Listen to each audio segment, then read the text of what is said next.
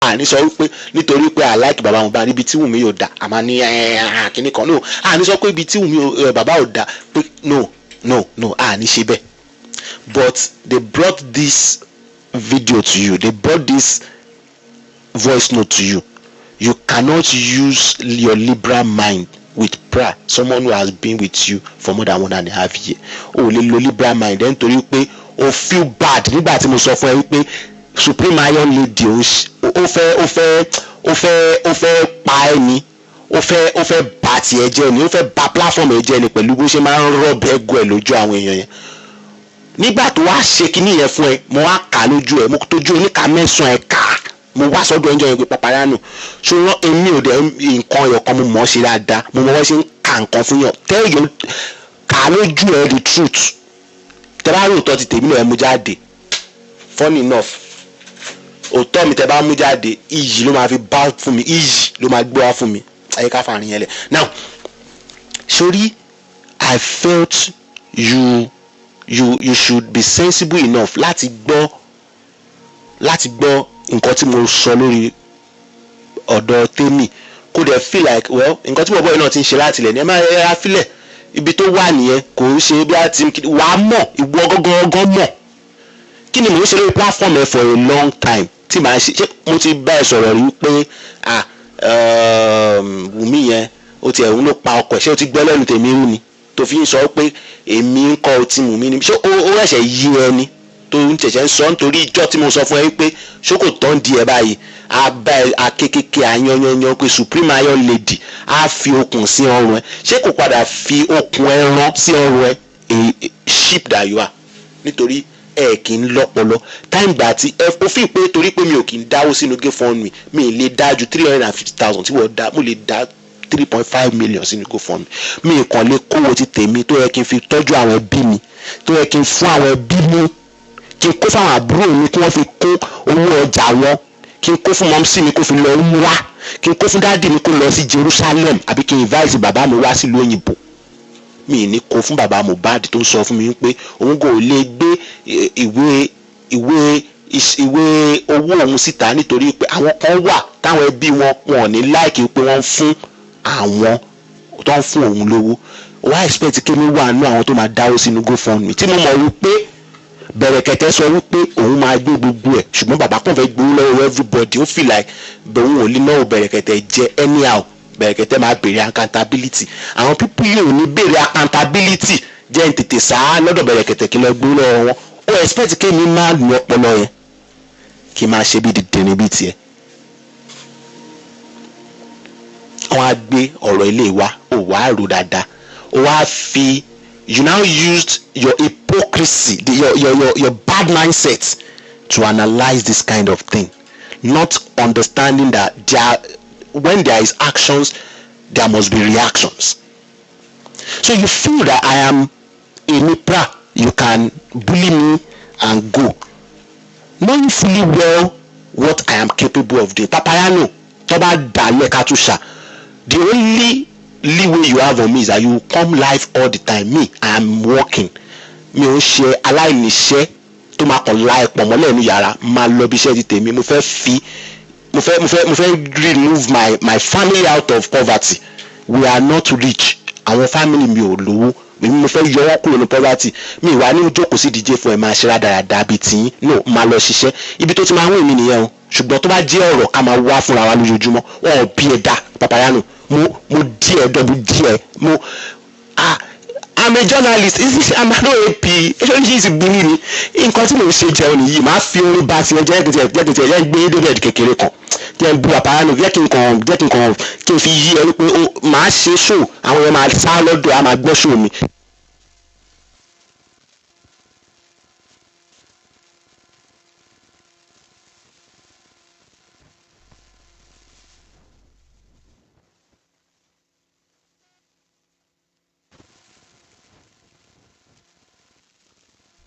mo wá sọ omi ikú ò ní pa ẹ kò ní pa ọmọ ẹ ní kò ní mí ẹ àmì ọmọ rẹ pátápátá mi ní kò ní mí àwọn tó ti fẹ́ tọrọ kọkọ lọ́wọ́ ẹ sórí gbogbo ọmọ rẹ Mohbad kan dúró tì ẹ kúra nípa pọ̀kẹ́sọ̀ ayé ẹyọkan I'm begging you gbogbo àwọn tó dúró ti Mohbad wọ́n dúró ti Mohbad tó ti kú ẹ padà pọ̀ ẹ̀dí ẹyọkan ìkọ̀kọ̀ oníṣẹ́ o ìkọ̀kọ̀ oníṣẹ́ ọmọ ẹ o agbára ìkọ̀kọ̀ oníṣẹ́ ọmọ ẹ whatever that I've said behind you I'm saying it openly again I am sorry.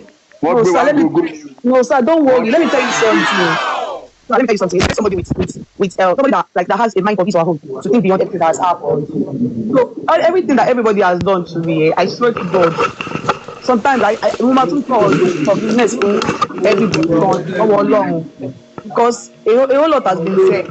So people cursing me out. Sometimes me can blame more because only petty bad book kini kan bàjẹ́. A lot has been said and some people won't need brain láti process ọ̀rọ̀. So me, I don't even get angry about the people cursing me, cursing my child and all of that because a whole lot can bàjẹ́. A lot has been said and some people won't need brain láti process ọ̀rọ̀. So can bàjẹ́. A lot has been said and some people won't need brain láti process ọ̀rọ̀. So me, I don't.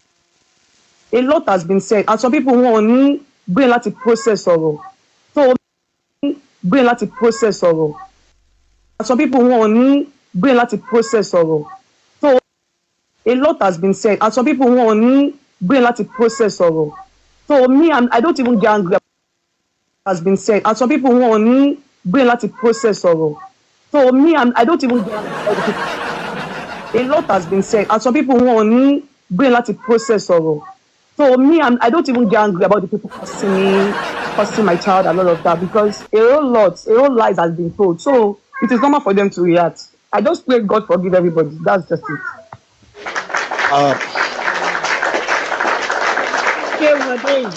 Ọmọwùnmí, oku dídúró ṣinṣin. Ọlọ́run kẹ́ náà pẹ̀lú àwọn tó dúró tiẹ̀. Now I've got two questions for you. Ìkejì yẹn máa dàbí advice ni, but it's not a question. Bọ́yẹ̀ kí n sọ kejì yẹn kí n má béèrè question kó lè go through. Now sórí kejì yẹn ni pé mi jọ wọ́n ti mess up legacy Mohbad sílẹ̀ báyìí. And you know, mo ní idea kan fún ẹ. Ìkànnà àwọn tó máa idea yẹn wá ó wà okay, but kí wọ́n ṣe. Ọmọwùnmí, as soon as everything tó bá yẹ lọlẹ̀, try as much as possible kó ṣí museum fún Mohbad to restore a little bit of his legacy back. I think that will work. Now, number two, òun ni wípé Liam, mo fẹ́ kó clear fáwọn èèyàn. Èmi believe pé William ni Mohbad sọmọ ẹ̀. Bí ẹ̀yin lẹ shorten ẹ̀ sí Liam, which is tó bá gé William, Liam yẹn ló wà lẹ́yìn William. It's an English name, it's a Christian name, it's a nice name. Kì í ṣe Muslim name at all. Liam ò ṣe Muslim name. Now, I just want you to clear that here, or to me, that Liam is coming out of William. Because more quickly here for so many brouhaha and dying. Yeah. Okay, so God will continue to okay. Amen. Yeah. Amen. So firstly, all you just said, the first thing I said, let me tell you something.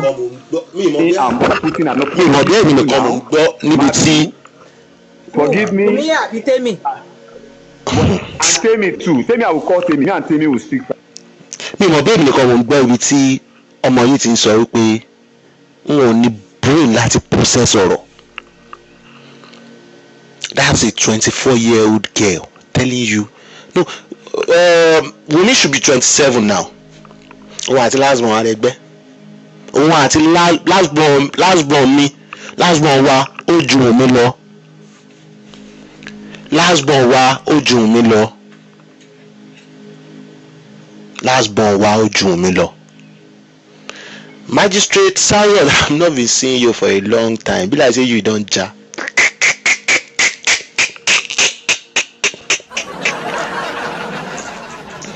Anyways, I'm not here to shade anyone. I'm just here to free you out of a bondage. And I'm coming. I've started to unlock the cuffs. But I hope you've listened to Papariano's. I hope you've listened to what happened on Temi's platform. Now let us listen to how Papariano was able to analyze this. I mean, for someone who have someone coming to your platform for a long long time, even before all this turned to tug of war, you have this person on your platform for a long time.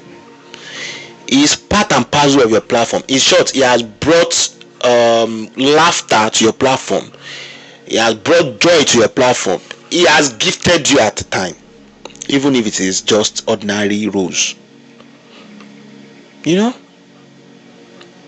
I expect in any way you have any difference with such person, you should be able to give this person the evidence of doubt and to analyze correctly. Listen to me talking about you, Papariano. Listen to me.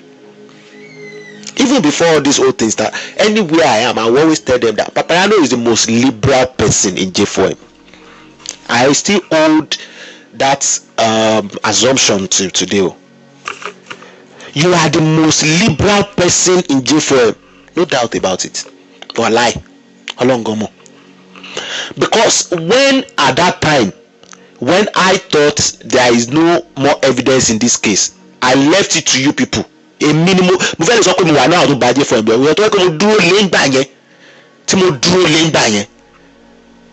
will happen.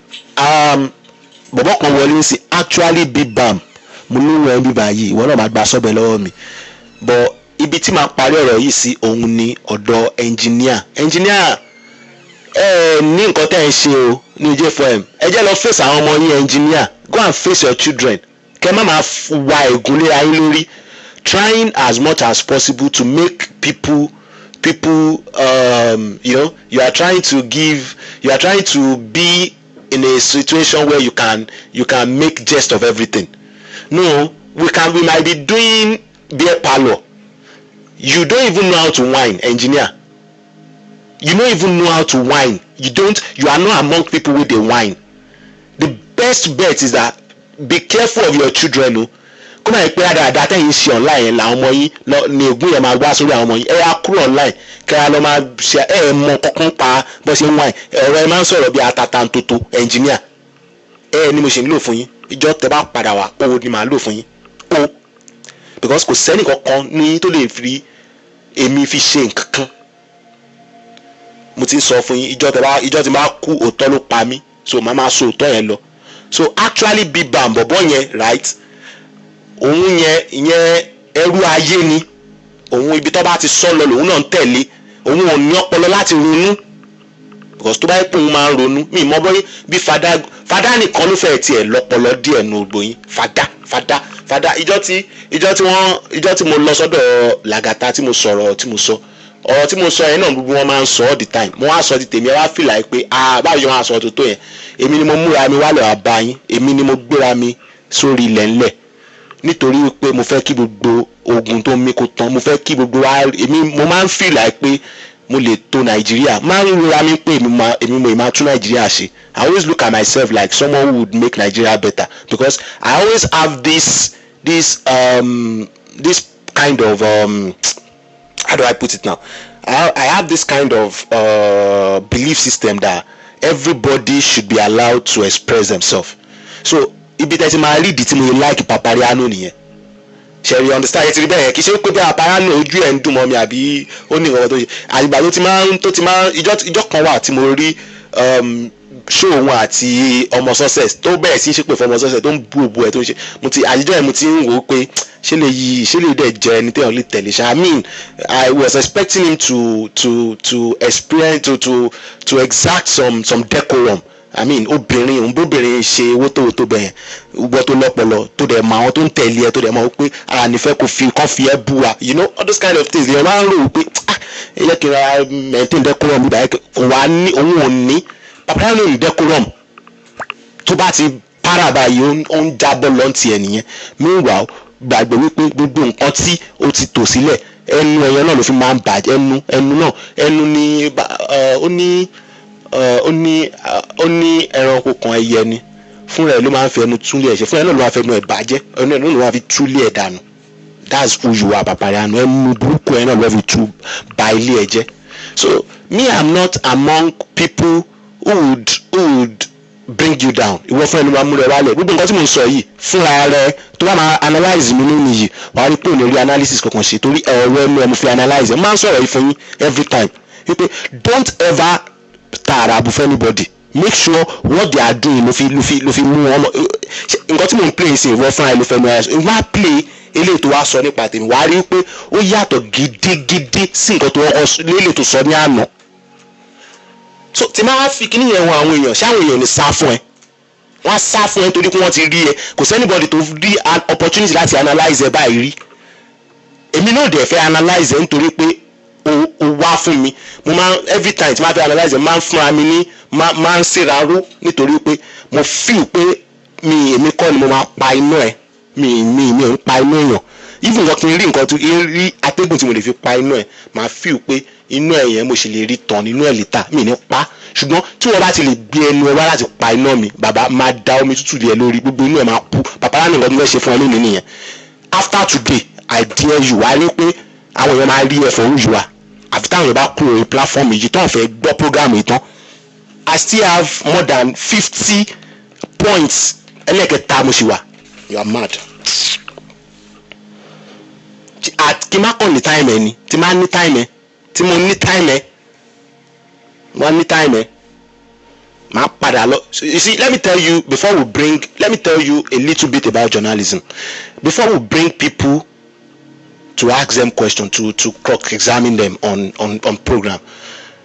That person tó mú bọ̀ tó dé you have to go and find wàá ti lọ tú di ẹni yẹn dáadáa. I'm telling you there was a time tí mo kíní yìí ní gbọ́ ẹni lẹ́kọ̀ọ́ tí máa gbọ́ ìjọ tí Joshua ń bá àdì tí gbogbo yín bá já tán ni màá change orúkọ mi fi gbogbo àwọn nǹkan tí mo ti ṣe sẹ́yìn máa play ẹ̀ padà so kẹ wá rí ẹni tẹ́ ń bá ta lẹ máa rò wípé àṣé ẹni yìí kó tiẹ̀ tóbi ìgbà ilẹ̀ máa ṣe mọ orú ẹni tó Prah jẹ́. There was a time tí ex-governor of Lagos State have an issue with the EFCC and I have the opportunity to cross-examine him. I won't talk more than that. Cross-examine the ex-governor of Lagos State. You are mad. Èmi tí mo ti ní nǹkan bẹ́ẹ̀ yẹn ní ọwọ́ ti tèmi ní ìwọ papariano máa ṣe rádaràda Ọlọ́run ní fìrè fún yín nítorí pé mo wá láti wá máa fẹ́ra mi gbolẹ̀ wájú yín lẹ fíw pé ẹran kan náà ní gbogbo wa ní jèrè pẹ̀lú gbogbo nǹkan tẹ́ ṣe fún mi yẹn bẹ́ẹ̀ ṣe abuse mi bẹ́ẹ̀ ṣe ń jẹ́ káwọn yẹn máa hate me with my truth ní jèrè. Papariano ìwọ ọgàn ní ọ̀gá gbogbo wọn. I'm saying this torí pé mo ti ń dékùn dùn níbi tí mo mọ́rọ̀ bọ̀. Now I will play that thing kẹwàá wo bí Papariano ṣe analyse ẹni tí ọjọ́ wà for a long time. And ọjọ́ wà for a long time. If this guy is not a crazy guy, if this guy does even know what it means to be a justice seeker, àwọn wanna be gbogbo àwọn people wanna be. Mo dey feel pé Papariano lè jà nítorí pé he is surrounded with Sherry. If you don't know, it make you know there are some very brilliant people on Papariano's platform torí wọ́n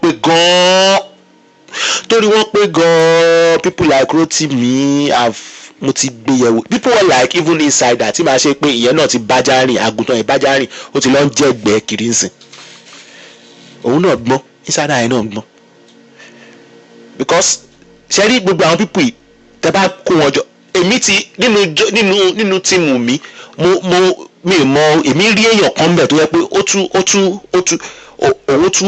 tún gbọ́n yàtọ̀ daps ó tún gbọ́n yàtọ̀ that is nǹkan tí mo rò pé a fẹ́ fi justice for Mohbad ṣe nìyẹn láti bẹ̀rẹ̀ mo believe pé a fẹ́ fi justice for Mohbad a fẹ́ fi dẹ́kun ìwà ìbàjẹ́ táwọn cultists yìí máa ń wù nínú ìlú.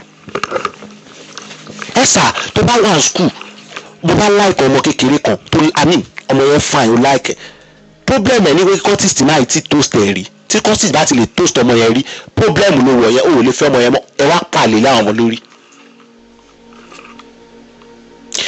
For a fact mi mọ̀ bí Mohbad wà ní kọ́tò mi mọ̀ bí àwọn tọ́jọ́ wà nínú record label wọn wà ní kọ́tò ṣùgbọ́n nǹkan kan ló dá wa lójú gbogbo ìgbà tí Mohbad kú yìí wípé either ways wọ́n búlì ọmọ yìí from this bully a máa mọ ikú tó pa bọ́ ẹnìkan torí pé bí òun lè padà lọ sọ́dọ̀ àwọn tí wọ́n ṣe rádaràda fún yẹn kó ó mọ̀ pé àwọn yẹn kọ́ ló pa funny enough ṣe rí nǹkan tí mo fẹ́ sọ yìí ó máa ṣàjòjì lára gbogbo yín àti tí Wùmí àti tí bàbá gbogbo wọn fẹ́ ja ìjà wípé ẹ ti fi ìyà jẹ ọ̀bọ ìrí àbí tí bàbá ò sí mẹ́ Wùmí yẹn ìgbà tí ó lọ kọ industrial gods pé kò ní proof Wùmí ò ní proof kankan wípé industrial god ló pa Mohbad the only thing tó rí pé pa Mohbad ni pé wọ́n rí pé nọ́ọ̀sì wọlé ó rẹ̀ gún lábẹ́rẹ́ bọ̀bọ́ yẹn rẹ̀ kù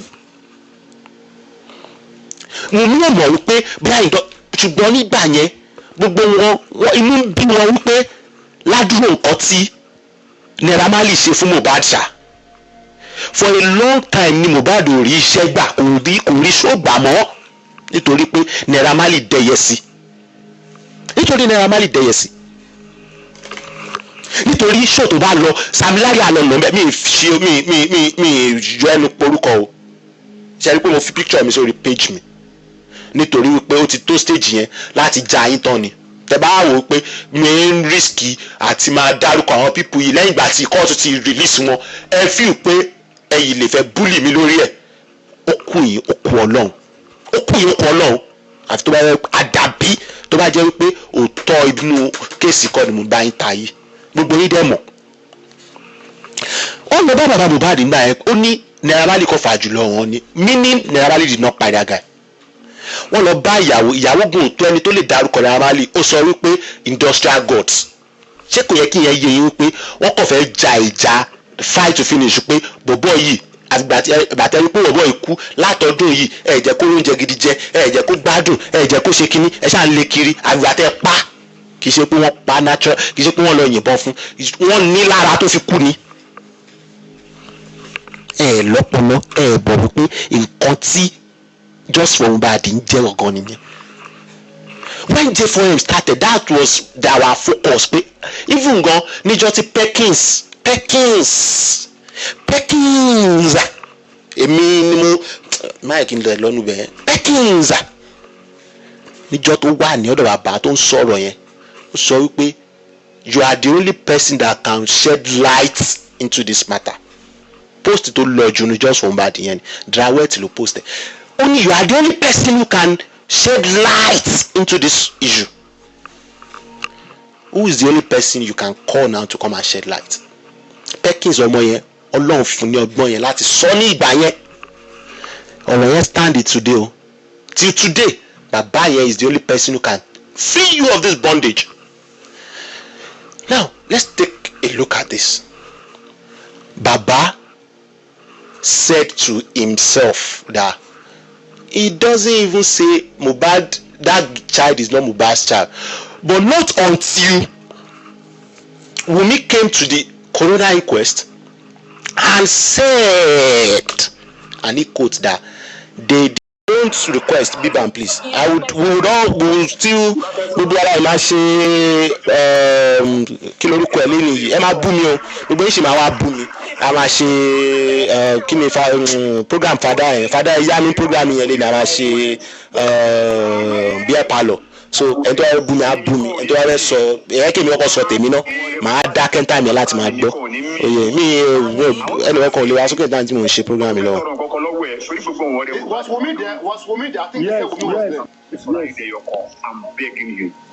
Gbogbo àwọn tó dúró ti Mohbad tó mọ̀ pé wọ́n dúró ti Mohbad. ṣe rí bí Mohbad Mohbad má bínú jàre àwọn pípọ̀ yìí fẹ́ pa mí àwọn èèyàn tó pé sí di justice ẹ̀ yìí fẹ́ pa mí ní burúkú gbogbo wọn especially papariano now Mohbad mo tún ní Mohbad wo sórí jàre Mohbad má wọrí sùn dáadáa má wọrí tó bá téèyàn bá ń jẹyàn táyé bá ń jáyé àtúnyì máa pàdé má wọrí a máa pàdé gbogbo alẹ́ là ń bọ̀ nípò tó wà yẹn gbogbo apápátá là ń bọ̀ ní ipò tó wà yẹn àwọn ayé máa kú kò sí gbogbo apápátá là dágbádá kú kò wá sẹ́ni tó máa sọ fún pé ikú máa pa ẹ́ tó yẹ kí inú máa bí torí ikú máa pa anybody ikú á pa ẹ́ á pa jọwọ́jọwọ́ etí ẹ̀ ìwọ tó ṣe rere ikú á pa ẹ́ ìwọ tó ṣe burúkú ikú á pa ẹ́ ikú àlìmúntù kò ní respect fún anybody. So Mohbad ó fi kú jù wá lọ ní àlejò ẹ lọ́jọ́ orí, ó fi kú jù wá lọ kò yẹ báyìí. Ṣùgbọ́n àwa máa ṣe ẹ̀yẹ àráyè ṣe ojú ẹ̀ nígbà tí wọ́n kó bítì fún ẹ gbà yẹn. Èmi wà nínú àwọn tó believe pé ìgbà tẹ́jọ́ ń jẹ́ ní ewé talẹ̀ sọ fún, torí wípé bó ṣe rí nìyẹn. Ṣùgbọ́n mo wá blame ara mi pé mi ì sínú àwọn tí ó fi ẹnu ṣáta bíbọ́ nínú ẹ̀ gbà yẹn bí a bá ti kú, bí a bá ti gbà ẹ́ lọ́wọ́ gbà àwọn Samilari tó ń nù ẹ̀ káàkiri, a bá ti gbà ẹ́ lọ́wọ́ Naira Marley tí kò jẹ́ kó ríṣẹ́ gbà according to you. Torí àwọn tó dẹ̀ ṣe jọ́ sọ̀rọ̀ báyìí lórí burúkú náà ti gbàgbé nǹkan tó pa ẹ̀ gangan. Wọ́n ti gbàgbé ìgbà tó lóúnjẹ jẹ, wọ́n ti gbàgbé ìgbà tí wà àtìyàwó ẹ̀ ń sọ́fà sọ Ìlọrin. Funny enough, inú ìgbà yẹn ló bímọ sí. So definitely tó bá jẹ́ wípé báwo Naira Marley ṣe ń hùwà burúkú fún ẹgbà yẹn, ìyàwó ẹ̀ mọ̀ ń pa ẹ̀ gẹ́gẹ́ bí àwọn ṣe ń postulate nsìn yìí, definitely wàá ti pariwo gbàǹjà wípé ọmọ àlè lọ gbé fún mi o, wọ́n tún ní mi lára o, wàá ti sọ ọ́. Ṣùgbọ́n ọmọ Wùmí yẹn mo sọ pé ó dúró tán tiẹ̀ ní gbogbo ìgbà táwọn Naira Marley ní ẹ lára ló fi rí ààyè láti lè dá immolenization sílẹ̀. Nítorí lẹ́yìn ìgbà tó kúrò lọ́dọ̀ Naira Marley ó dá immolenization sílẹ̀, ó dẹ̀ lọ fà inú immolenization ló ti ṣe. If I dey play football I go bench Messi, bench Neymar, bench Ronaldo. Ó ní tí bá fẹ́ gbọ́mọ mo máa gbé mi nádò, ló ṣe pẹ̀tẹ́rì ló ṣakúṣakú àníṣe o, wọn lélélélélélélé wọn ò bá. Àwọn Naira ló ń bá wíńgbà yẹn, wọ́n wà wọn ò máa rí o. Àwọn tó ń bá wíńgbà yẹn ni àyàyàyàyàyà ti yà o, ó dojú àlàkà torí bí o ti mọ̀ kọ́ bẹ́ẹ̀ o ti já wa tó ń gbà yẹn mi máa ń sọ. None of these people, papariano sínú àwọn tó ń analyze orin yẹn, olórin lòun náà. Èmi náà tiẹ̀ mọ̀ pé papariano náà tiẹ̀ ń kọrin, àṣé ó fẹ́ wá gba gbogbo àwọn fáǹsẹ̀ kọ́ lè wá máa gbọ́ orin yẹn. Later ló ẹ̀ṣẹ̀ ń play orin yẹn fún wa. Àmọ́ èmi ò mọ̀, mi ì mọ̀. Mohbad kì í ṣe nọ́ọ̀sì, ṣé wọ́n ń gun abẹ́rẹ́ ni? Èmi abẹ́rẹ́ lèmi ń gun jẹun lílo òyìnbó. Àkó pampers kó gbẹ̀ẹ́ kó rúgbẹ̀ làwọn ń jẹun lílo òyìnbó. Kì í ṣe olórin nìwọ, papariano olórin ni. So kì í ṣe pé mi fẹ́ gba style, èmi fẹ́ kó rí justice ni. Papariano àwọn yẹn fẹ́ wá kó èrò ẹ̀. Ìtọ́ ẹ̀lẹ́sìn máa rí papariano láti máa sọ fún yín pé don't go to other people's platform. Don't go to other people's platform. Which platform do you have? If not for J4M platform. So it's J4M for you. Why you say people should not go to other people's platform?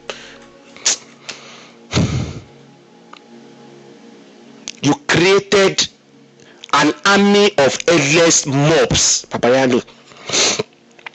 They are uninterested in factional interests. No, they are uninterested in interest, general interest. They are only interested in factional interests.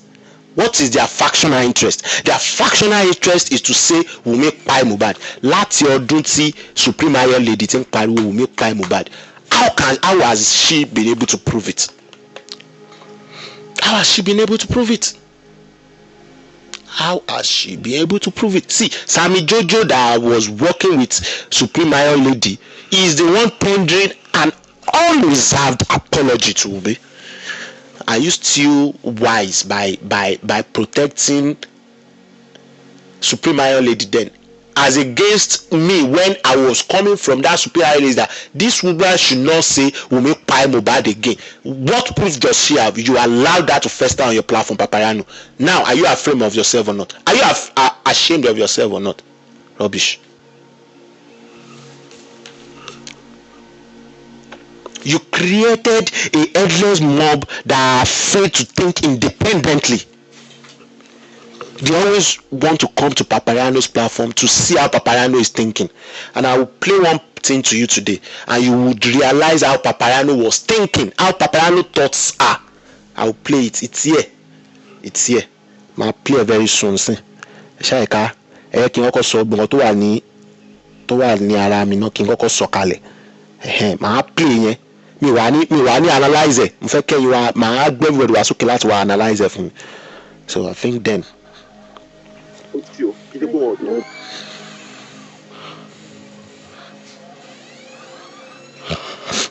late. Yes, they went Oh my to God. apologize to women in their group. Someone said it late. Wow. Late. Go on, let's hear it. It's long ago. I can't. Let me even start by saying this. When I went to Temi platform, Just wait. the only person I heard apologize to me is Sammy Jojo. And I can't blame him. Because I don't know why he is apologizing.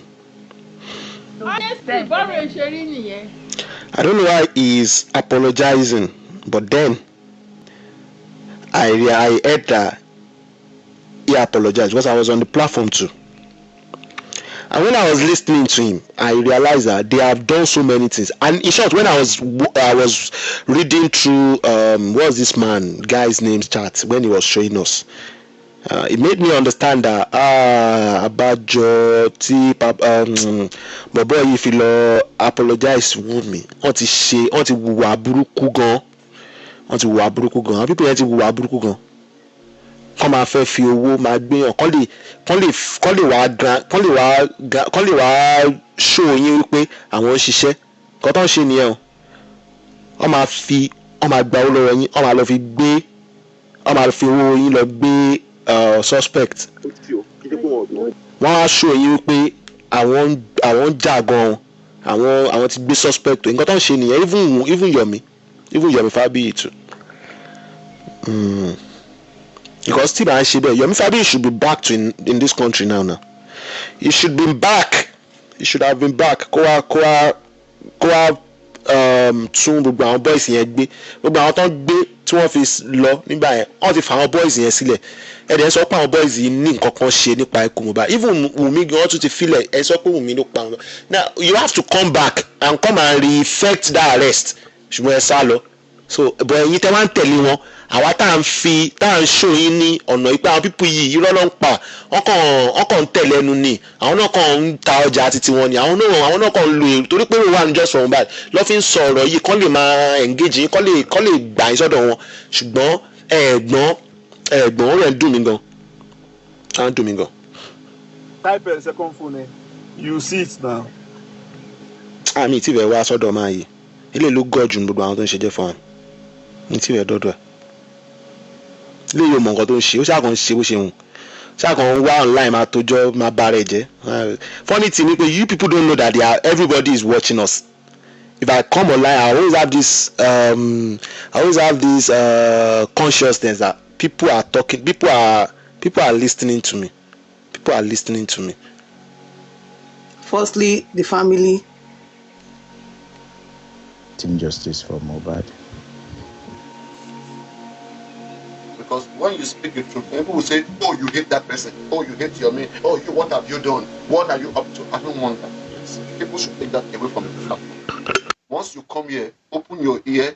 Here, if people are not making sense, correct them by point. But don't force people to be under anybody. Nobody fits anybody. Nobody. Sherry, this thing happened. This one happened. Because when he did this, I was able to. Because me, I don't stay where I'm not appreciated. Even if you don't appreciate me yet, I just feel like probably what I'm doing is more than instant gratification. So I will leave it. But then after everything, after I've been vindicated, to tell you that what I've been telling you for a long time showed, you now wore your own ego. Say tí mo mi ní ẹja rẹ cut ó já mi bọ́lẹ̀. O stupid gan papariano. Mo dẹ̀ kó gbogbo èèyàn ló ń rí gbogbo nǹkan tó ṣe ń jọ yẹn. Wá ra búlì fẹ́mi. Èmi tó yẹ pé mo wà nínú àwọn tó ń sọ òótọ́. Mi torí wípé ebi ń pa mí má sọ òótọ́ fẹ́ gbowó lọ́wọ́ yín. Mi ò sọ pé kẹ́ ṣe géèmù fún mi. Mo fẹ́ gba gift. Kò kàn mí. I just use my time to come, do my thing and go. Mi ń tọrọ owó mi ṣe nǹkan kan mo ń bá tèmi lọ. Ebi ò pa mí ṣùgbọ́n mi ò yó. Mo níyàwó mi ò róbòdò ṣùgbọ́n mo sọ pé kẹ́ dandan mo fẹ́ fi yín máa gbéra mo fẹ́ máa fi yín pàrònú mi rẹ́ lótì o. I will still tell my truth. Èmi yẹn ló wá feel pé o lè ra àràbù fún búlì. Máa play nǹkan tó sọ. Àtẹ̀ní náà dẹ̀ lọ. tí ayé bá ń jẹ ayé tí èèyàn ń jẹ èèyàn àfi tí bá ṣe wò tí bá jẹ́ wípé kò sí ìpè Ọlọ́run ní orí mi tí ìpè Ọlọ́run bá wà ní orí mi papariano àdàbí máa dá nǹkan tó ṣe yẹn tó ṣe ra búlì fún mi online yẹn wàá tẹ́ láwùjọ àwùjọ àwọn èèyàn á tẹ́ ẹ wàá rí bó ṣe ń ra ẹ̀tẹ́ fún mi tó ń sọ lé tó ń ṣe gbogbo kíní yẹn àwọn èèyàn wàá rí máwọ̀ rí mi ò ní ìdá àti iṣẹ́ pé àdàbí ni mò ń wà lé ẹ lórí àdàbí yẹn dẹ̀ ni wípé àfi tí n bá wu ìwà ìbàjẹ́ nu jẹ́ fọ ẹ̀mí yẹn. Government are deceiving us, they are blocking, they are shielding the murderers, and they don't want to give him justice. ọ̀pá ni wọ́n jọ. ibo ni mo wá fi. eléyìí náà the same thing pẹ̀lú. ibo mo wá fi kíní ìsìn máa rí o ìwọ tí mo record papariano you mad. bọ́ọ̀rù ṣe kọ́ sí 100%. àwọn tó call out wọ́n máa ní reason. irọ́ o èmi wá mo record enjoy yẹn mo wà lórí platform yẹn tí mo ṣáà kọ́ ń wò nínú òun wò tó ń ṣe àdàdà kiri bẹ́ẹ̀. mo wà bí enjoy yẹn oh my days.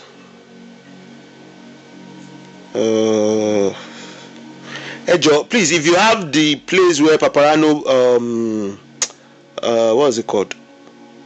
When papariano was analyzing me, please, can you tell me to? I will find it because I remember he was analyzing me.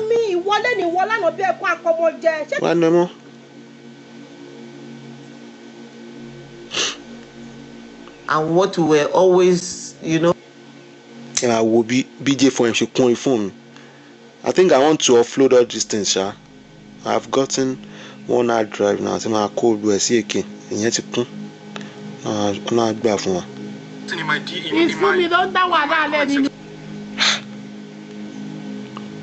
Mario. Efe kwe miori. You know what?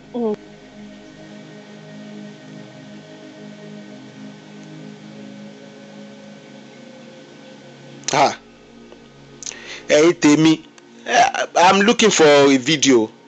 Papariano. First ṣe fún ẹ. What is shit here? Ẹ gẹ́mi náà ṣe para fún ẹ. Kó lè mọ̀ pé o ní kíní kan of bully. Èmi ò sínú àwọn tó lè bully o. Wà bully mi dáadáa. Màá máa record ẹ̀. Ìjọ́ tèmi náà máa wá báyìí. Ó máa kira ni. Now looking back to now. Ó máa kira ni. Má worry. Mi ti bẹ̀rẹ̀ program gangan. Mo kọ́ fẹ́ fi hàn àwọn èèyàn ìdí tí mo fẹ́ ṣe nǹkan tí mo fẹ́ ṣe fún ẹ.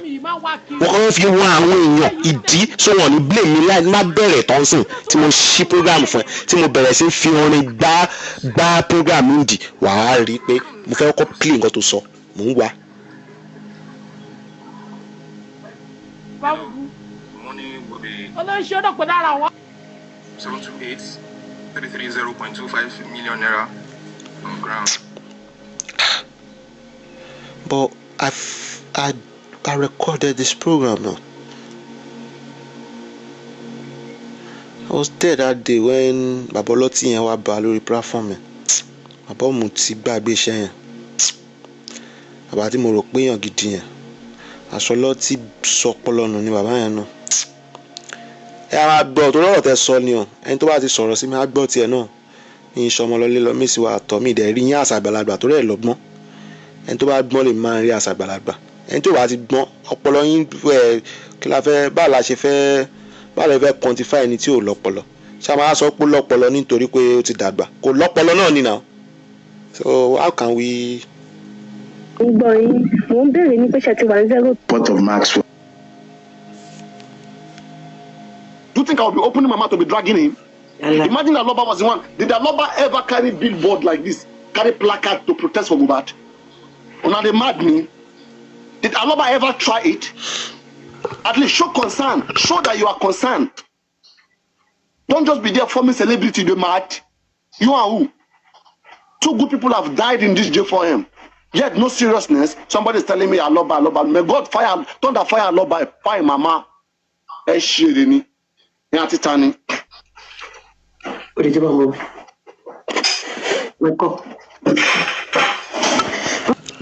ń pariwo tó báyìí lórí bàbá Mohbad. Ìwọ fún ẹ náà dẹ̀ mọ̀ wípé we have only 2 factions in this thing. Àwọn kan sọ wípé nọ́ọ̀sì wá, ẹnì kan sọ wípé nọ́ọ̀sì ò wá. Ẹni tó wá sọ pé nọ́ọ̀sì ọ̀pá ọmọ òun yẹn, nọ́ọ̀sì ò wá. kò fún yín ní leeway láti dé ibi tí ẹ ti máa rẹ́ni tó pa ọmọ òun. As a matter of fact, ó ṣe máa ń sọ fún yín pé òun mẹ́ni tó pa ọmọ òun ṣùgbọ́n òun ò rẹ́dí láti wá ẹni tó pa ọmọ òun, ṣùgbọ́n kẹ́kọ́ bó òun prove pé ọmọ tọ́mọ òun bí sílẹ̀ yẹn ń sọ ọmọ òun. Tẹ́ bá rò dáadáa nǹkan tí bàbá yẹn ń sọ fún yín nìyẹn. Ó wá ń pariwo orí burúkú bí ẹni tí ayé ẹ̀ bàjẹ́ yìí, òun pariwo bí bàbá Papariano. For 2.5 years, you are not shouting like this. Is this justice for people that were following you? Àwọn èèyàn dẹ̀ ṣe follow tó yẹ pé èmi ni ẹni tó follow ẹ̀yìn báyìí màá bẹ̀ ẹ́ tó yẹ pé àìsàn ni màá bẹ̀ ẹ́ ń pe Papariano. Don't you know this from day one? Because I knew this from day one. I knew this from day one. Ó kó gbogbo àwọn èèyàn jọ àwọn tó jẹ́ wípé ìrònú wọn ojú kọ́ fi justice ọ̀hún bá di paronu rẹ. Ọlọ́run mọ̀ nǹkan tó ń lọ nu live wọn normal. Ọlọ́run mọ̀ nǹkan tí wọ́n ń ṣe nínú live títí wọn ò ní joy. They don't have joy. Ìwọ náà wá wà nù àwọn tí ò ní joy Papariano. You even said one thing nínú eléyìí tí mo ń play rẹ lẹ́ẹ̀kan yẹn. Even kò jẹ́ ẹnìkan mo kọ́ rẹ́ play lè máa play nǹkan tó ṣe lánàá yẹn. Ó ń sọ ìwọ ń sọ ń bẹ̀ wípé ìdùnnú àwọn èèyàn ní wípé kí DNA come negative. Papariano, God punish you. Do you even have a kid, Papariano? Did you ṣó ti bímọ? Because tó bá ti bímọ ó ní máa sọ wípé kí DNA ẹnìkan wá negative kọ́ mọ ìkẹ́nìkan kú kó má lọ́mọ láyé. Ó bímọ ní now. Nígbà tí Mohbad kú tán ló bímọ kan tí wọ́n mínísì máa ń dùn pé bàbá kú bí ọmọ yìí tiẹ̀ máa gbé orin ẹ̀ sókè. Ẹ lọ wo Saheed Òṣùpá, bàbá ẹ̀ ń kọrin, bàbá ẹ̀ ti kọ orin sílẹ̀, òun ni Saheed Òṣùpá gbé ló fi di ọ̀gá lé nìyí. Ẹ lọ wo náà, ẹ lọ wo kí lorúkọ Barry J, bàbá ẹ̀ ń kọrin. Ẹ ṣe máa ní kí Mohbad kú ló bá fọmọ sílẹ̀ láàyè ṣó lórí burúkú nìyẹn ni ìwọ Papariano hear yourself saying that rubbish tá ayé ẹ fẹ́ bàjẹ́ ní lórí yẹn because ayé rẹ̀ máa bàjẹ́ lọ́wọ́ mi because ó wà náà tó búlì ọmọ kékeré, ó wà náà tó búlì mi ní respect fẹ́ tó bá ti búlì ọmọdé, mo ní respect kankan fún yín lórí burúkú nìyẹn. Okay, I personally have looked into this case kò sí evidence kankan. If there's anybody who could have gotten justice, Yomi Fabiyi. Yomi Fabiyi has done everything which is necessary in a criminal case in the sight of a citizen. But there's no evidence. There's no evidence. Don't let. There is no evidence. You are saying this that there is no evidence. Yet you are letting your fans to still throw Wunmi, to still throw the family. You are still throwing subs. Ṣé kò kò ti yé everybody nísìn pé bàbá Mohbad kàn fẹ́ ja ìjà wípé ọmọ òun ò tọ́jú òun ni. I made bold to say this because àbáṣọ àmà kú láàṣọ àmà kú. Èèyàn sọ wípé for a long time bàbá yẹn mi ò ṣe expect kẹ́ni wọn sọ pé DNA fún forensic lẹni tó máa ń wá ikú tó pọ̀ ọmọ ẹ̀ máa wá kò tí ẹ ṣe DNA because Mohbad ò raise the issue pé ọmọ ẹ̀ ń ṣọmọ òun láti lẹ̀ even gan kò ní pé kò ti ní lọ́kàn pé ọmọ ẹ̀ ń ṣọmọ Mohbad tó bá fẹ́ get through to that bottom of that case fún forensic wàá fi bẹ̀rẹ̀ because inú ọ̀rọ̀ wọn á ti sọ kankan tó jọmọ́ bẹ̀ tẹ́ máa tag yẹn pòkè torí pọ́n sọ eléyìí this is an evidence enough for us to be able to find a court order to give us legitimacy to find to ask for the DNA. But you went for the DNA, leaving behind what by Mohbad. Are you are you a good supporter? Mo feel about Mohbad is there lọ́wọ́ tí mo wà yìí kò kàn mí. Are you a good supporter? Looking at that and not being able to decipher that, oh my days, this man is trying to play on our intelligence. Ẹ ń ṣe èèyàn gidi o, ẹ ń ṣe èèyàn dáadáa. Deceive you. Okay, me who is speaking to you, I have to take my time, take some law courses, understand the Nigerian law. When I speak as somebody who understands the Nigerian law. You see how I speak with confidence. Because I've read that law there. There's nothing special about it. It is you who have not read it that need a lawyer. Me, I don't need lawyer. Lawyer to do what? If I need a lawyer, boy, maybe there's something very serious to represent in court. But basic knowledge, before I will use my money to go and get a lawyer, I will have something serious at hand because.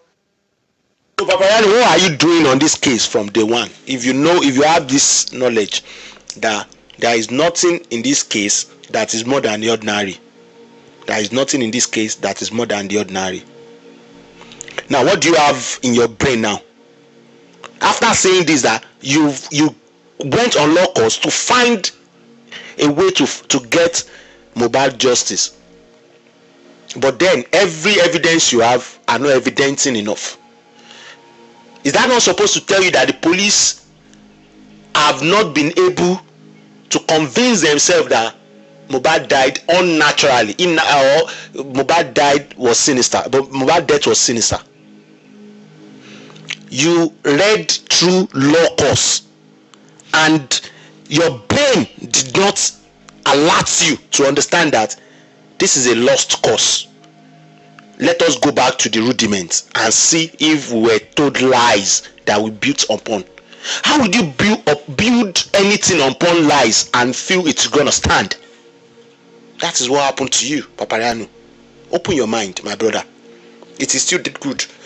Oh, wá fún mi, lèmi náà ṣe ń wá fún ẹ. We are not enemies. Tó bá dẹ̀ believe kò ṣe lè máa ìwọ máa sọ̀rọ̀ pẹ́ dáadáa, èmi máa mọ́rọ̀ ẹ sílẹ̀. By the time máa jáde fún ẹ á kira ju tiẹ̀ lọ. Gbàgbé fíìmù. Mi ti bẹ̀rẹ̀, mo ì máa búlẹ̀, mi búlẹ̀, mo sì máa fún ẹ jẹ ju báyìí lọ because mi ti play bí tó ti sọ̀rọ̀ mi ni. Máa rí fọ́nrán yẹn sìn yìí. Egungun mi máa ràn láti ba ẹ̀ta. O tó bẹ́ẹ̀.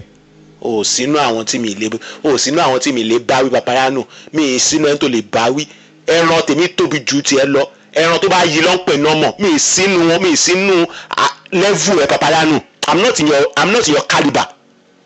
Let that sink into your fucking brain. I'm not in your caliber. Me sínú caliber. Your caliber is people who have intelligence rather. I have very low intelligence. I don't even have up to half. But the difference between me and you is that I always seek for knowledge. So I'm very wise than you. So yeah. When I went to Temi's platform, what I went to do there is to uphold Mohbad's legacy. You people want to have Mohbad's legacy to yourself. You are singing song. You want to get Mohbad's fans to yourself so that they will be listening to your song. We have not finished just for Mohbad. You have brought out your singles. You're already playing games. I don't care because you always have problem with people telling you play games. But then, are people doing just for Mohbad, not giving you money? The day I started just for Mohbad, go and ask for Mama Eze. I told Mama Eze, you said with 18 views, need kure Obalola. Let me tell you these 18 views that you are seeing. These 18 views, these are the real people. Real people. Gbogbo àwọn tí ò ṣe real tó wà lábẹ́ mo ti fún wọn ní sọ̀nbẹ́. Àwọn tí ò ṣe real like wọ́n record wọ́n máa dá mi lóhùn later. Only with 18 views. Ó rí pé àárín yín dàrú 18 views ló dá àárín yín rú. Nǹkan tẹ́ ẹ̀ ń sọ ni wípé kí lorúkọ bọ̀bọ̀ yìí Sami Jojo ó lọ bẹ Wùmí kò ní consequence kankan. But just that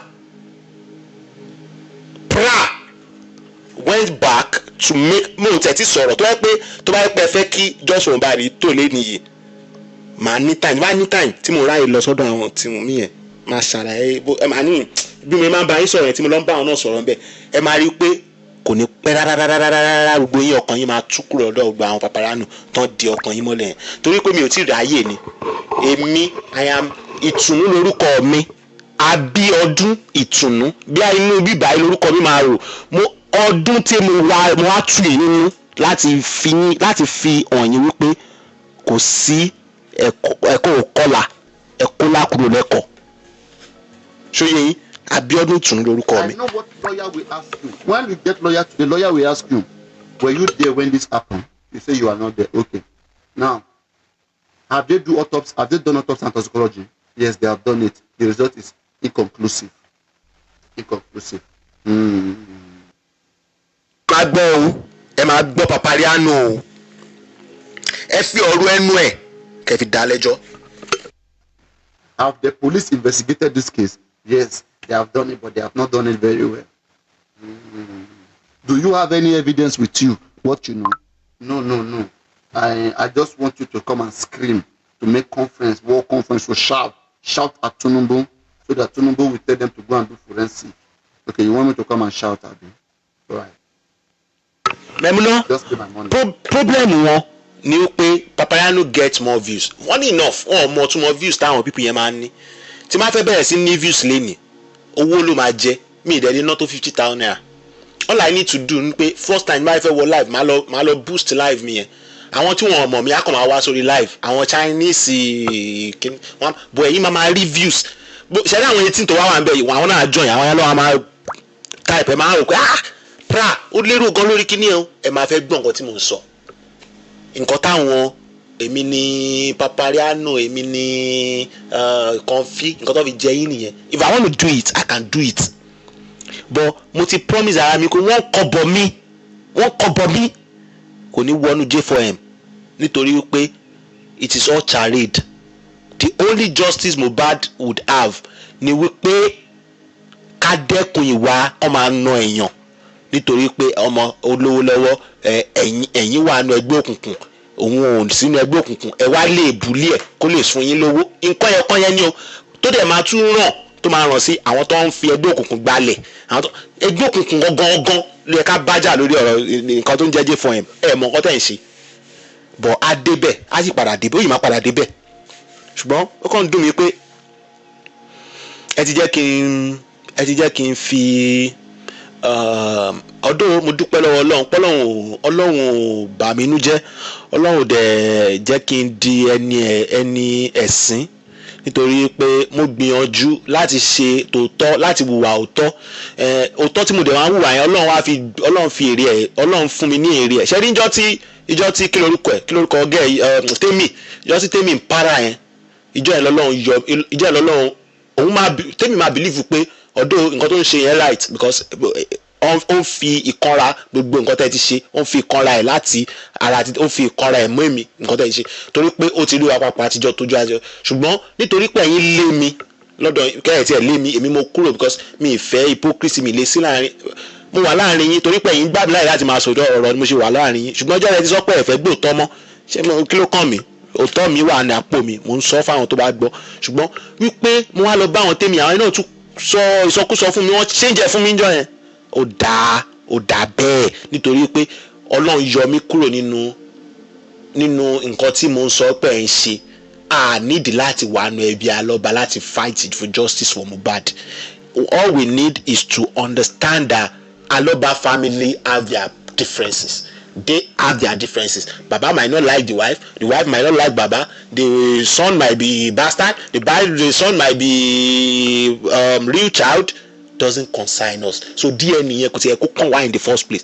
DNA was the biggest thing that he used to change change justice for Mohbad. So ìwọ tó bá ti lè wà náà tó upload DNA ó wà náà tó bà justice for Mohbad jẹ́. Màá dé explain fún ẹ. Ẹ ṣáà mú yẹn dání. Ìtọ́lá bẹ̀rẹ̀ question lọ́wọ́ mi máa yí sí platform yìí máa kún everybody máa wá a máa sọ̀rọ̀ ṣùgbọ́n ẹ jẹ́ kí n parí number 4 mo ṣì wà mo yìí ń lọ number 50 mo kó wálé nìyí. Now let's go on. These people are afraid to think independently. I've been saying this for a long time.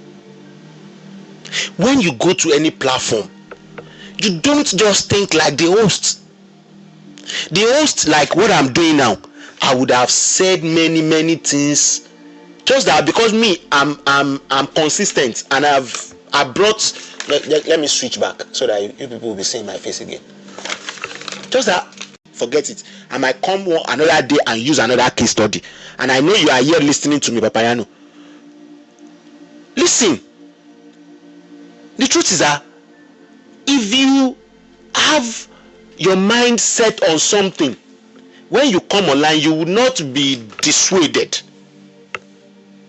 Have you seen me talk about politics today? I'm a political person. I'm a political animal. I would have gone into politics, but just because this is not political, that's why you see me. I'm doing my thing, and I'm still on this front, guys. I'm still going to this back. I'm still on this front. Now, looking at this now, does mean that I have prepared myself to come and talk with you guys today. It is not like Papariano who would come on live. No plan, no lesson structure, nothing.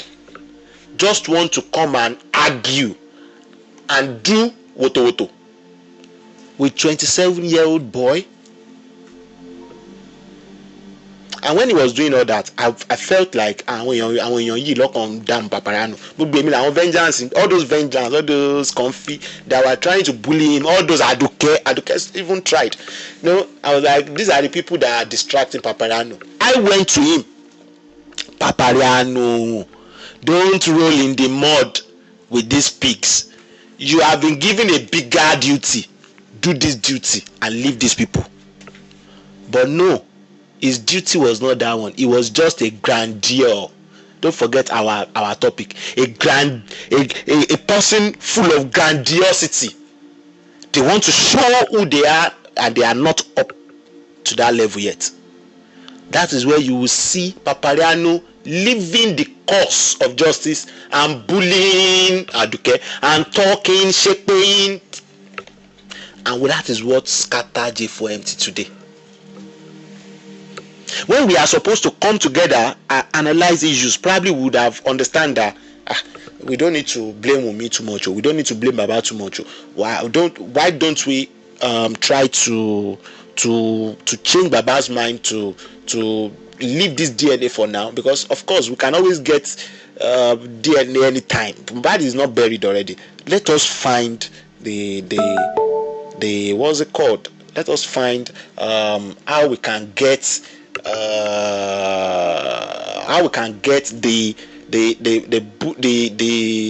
what's it now?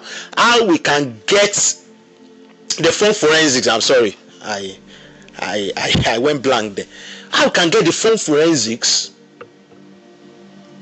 and see how we can leverage DNA out of the phone forensics. A wise person will do that. Let's keep. Sorry. I will play Papariano on. Me, it's playing Kokupo. Just small of Papariano. You can see. You are already seeing the bigotry. Me, it's play Papariano. Me, it's play to analyze me. Bigotry and no last Sunday. Imagine when play Papariano, you will see that Papariano badges somebody. And most of you that will now ask me, if you want to know what platform me to sorrow, now you will see how I was disgraced out of that platform. It means that I was telling the truth from day one. Listen. Go at home and shout. Just pay. Maybe not shout you want. I can shout. Maybe I should just shout and you pay me Abi. Just to shout.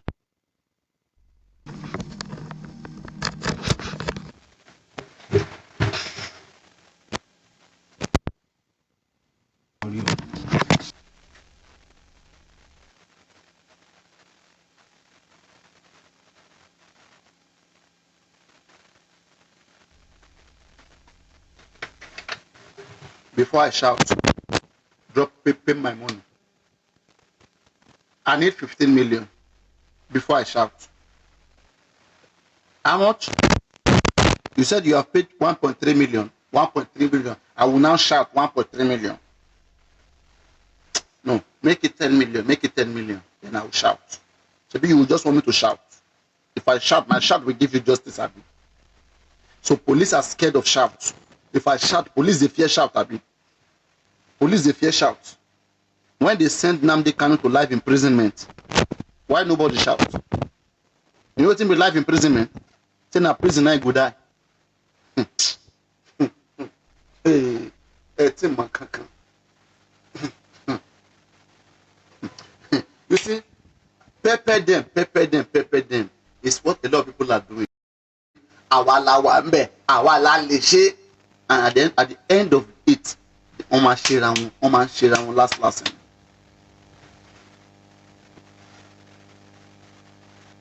They played us. the day, wọ́n máa padà ṣera wọn ni. So about the DNA, when I said we played on the DNA, look at it. You know, Papariano, we have always argued that if DNA is done today, we will understand what Pai Mohbad, right? Good. Before I get to that place, Papariano misyanned, and it's not a misyan. The Bible says, out of the abundance of the soul, the mouth speaketh. Right? Now, so it means that is what is on Papariano's mind. Now, before I get there, I want to say something to you.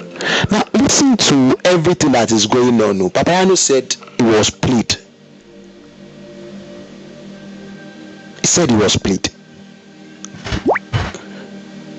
He said they played us. They played you. At the end of the day, is my voice loud enough? At the end of the day, wọ́n máa padà ṣera wọn ni. So about the DNA, when I said we played on the DNA, look at it. You know, Papa, you are played on the DNA.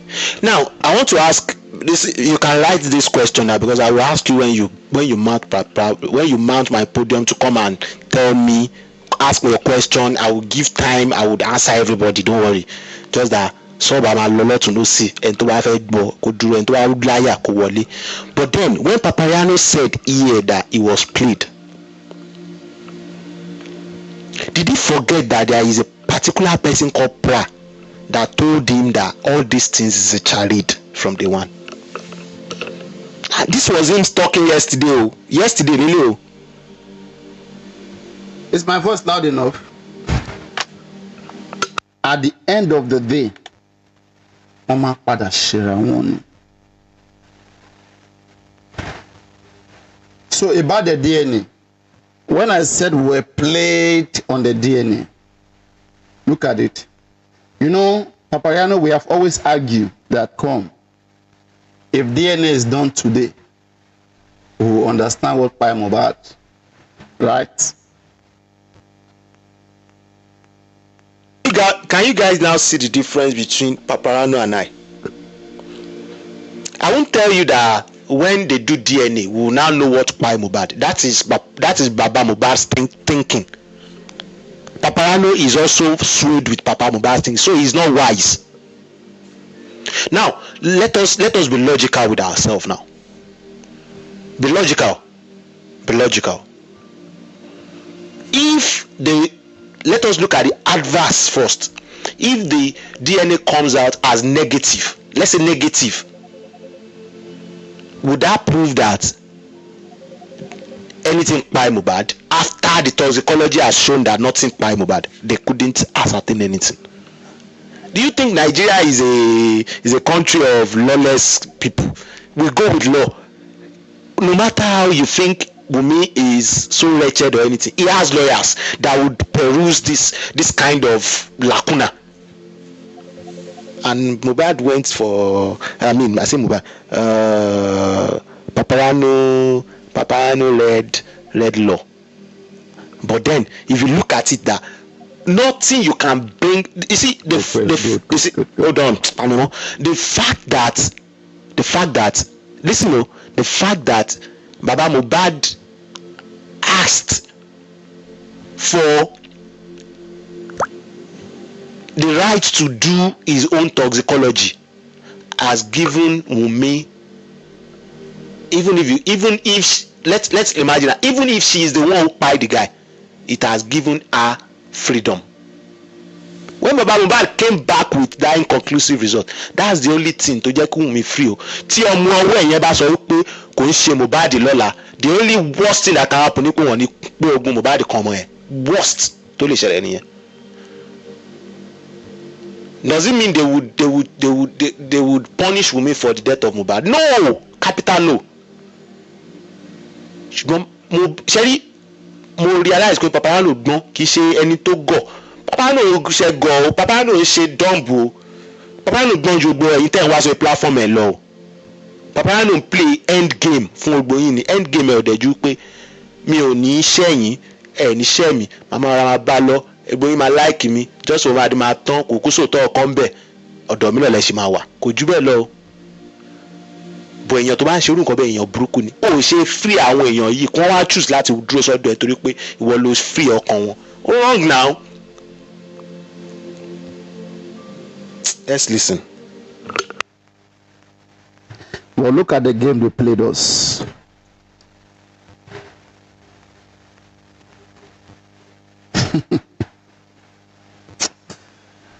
Oh no.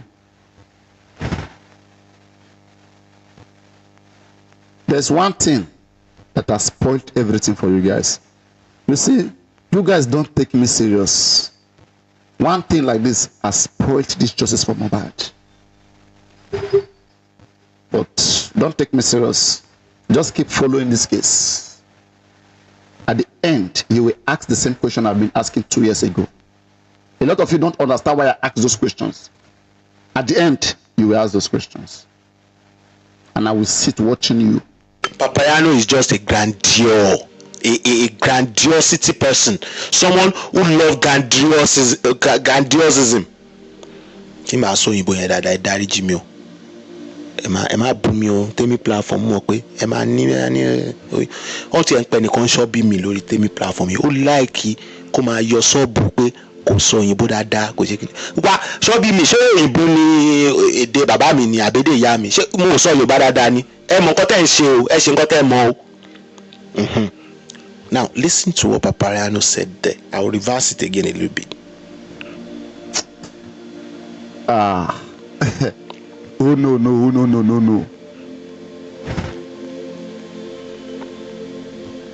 There's one thing that has spoiled everything for you guys. You see, you guys don't take me serious. One thing like this has spoiled this justice for Mohbad. But don't take me serious. Just keep following this case. At the end, you will ask the same question I've been asking 2 years ago. What was the question Papariano have been asking 2 years ago? This is a grandeur, someone who wants to fake intelligence, that they are wise, meanwhile they are dumb. If you look at him, he is trying to lay claim to people that come to his platform every day to say this thing is not right, Baba is not doing this. He is also not going with Baba, but he's not going with the right narrative just because he doesn't want to with the right narrative just because he doesn't want to with the right narrative just because he doesn't want to stay in a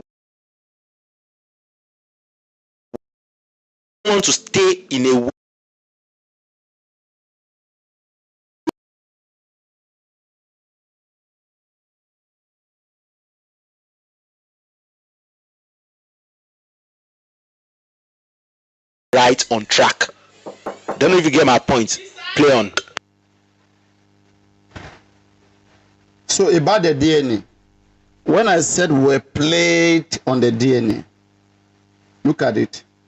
You know, Papariano, we have always argued that if DNA is done today, we will understand what Prah Mohbad, right? Good. Well, look at the game they played us.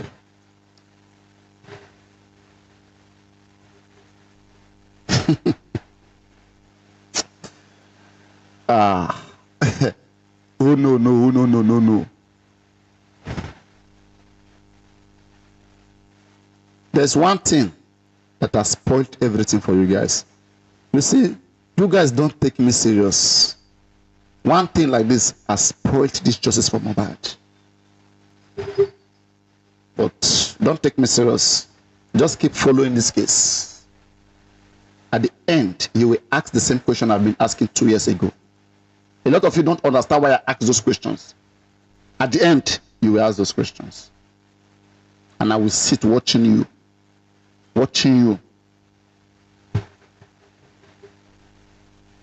And all I will just say to myself that you messed up this case. You are part of those that messed up this case. Because when we're supposed to have done the right thing, you waste your time fighting people who only asked the right questions because they want clarity. You fought them, and at the end of the day, you are asking the same question. Hey! Hey!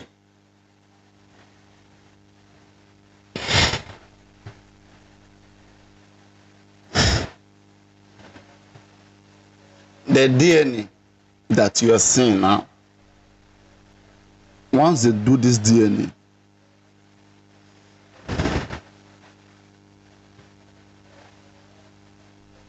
and the result comes out positive,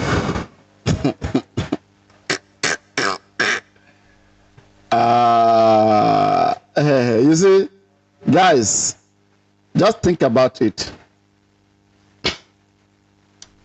Let us say that we are praying that the result comes negative, because when you see the way Wumi has reacted to the accusation, it shows that there's something she's hiding. The only result that will make sense to the whole world is that that child doesn't belong to Mohbad. Believe me, I won't lie to you guys. It will make sense to the whole world. But imagine you come at the end of the day, you say the child belongs to Mohbad, is positive. Come on, nobody will believe that. Okay, Wumi, you know that nobody will believe it. But I know the game you guys are playing. The game you guys are playing is this. It is the court that decide where a child belongs. It is the court that will say this child belongs to this person, this child belongs to that person. So all you guys want, you want the recognition of the court. And once you get that, to hell with any other person or any other thing. That is what you guys want.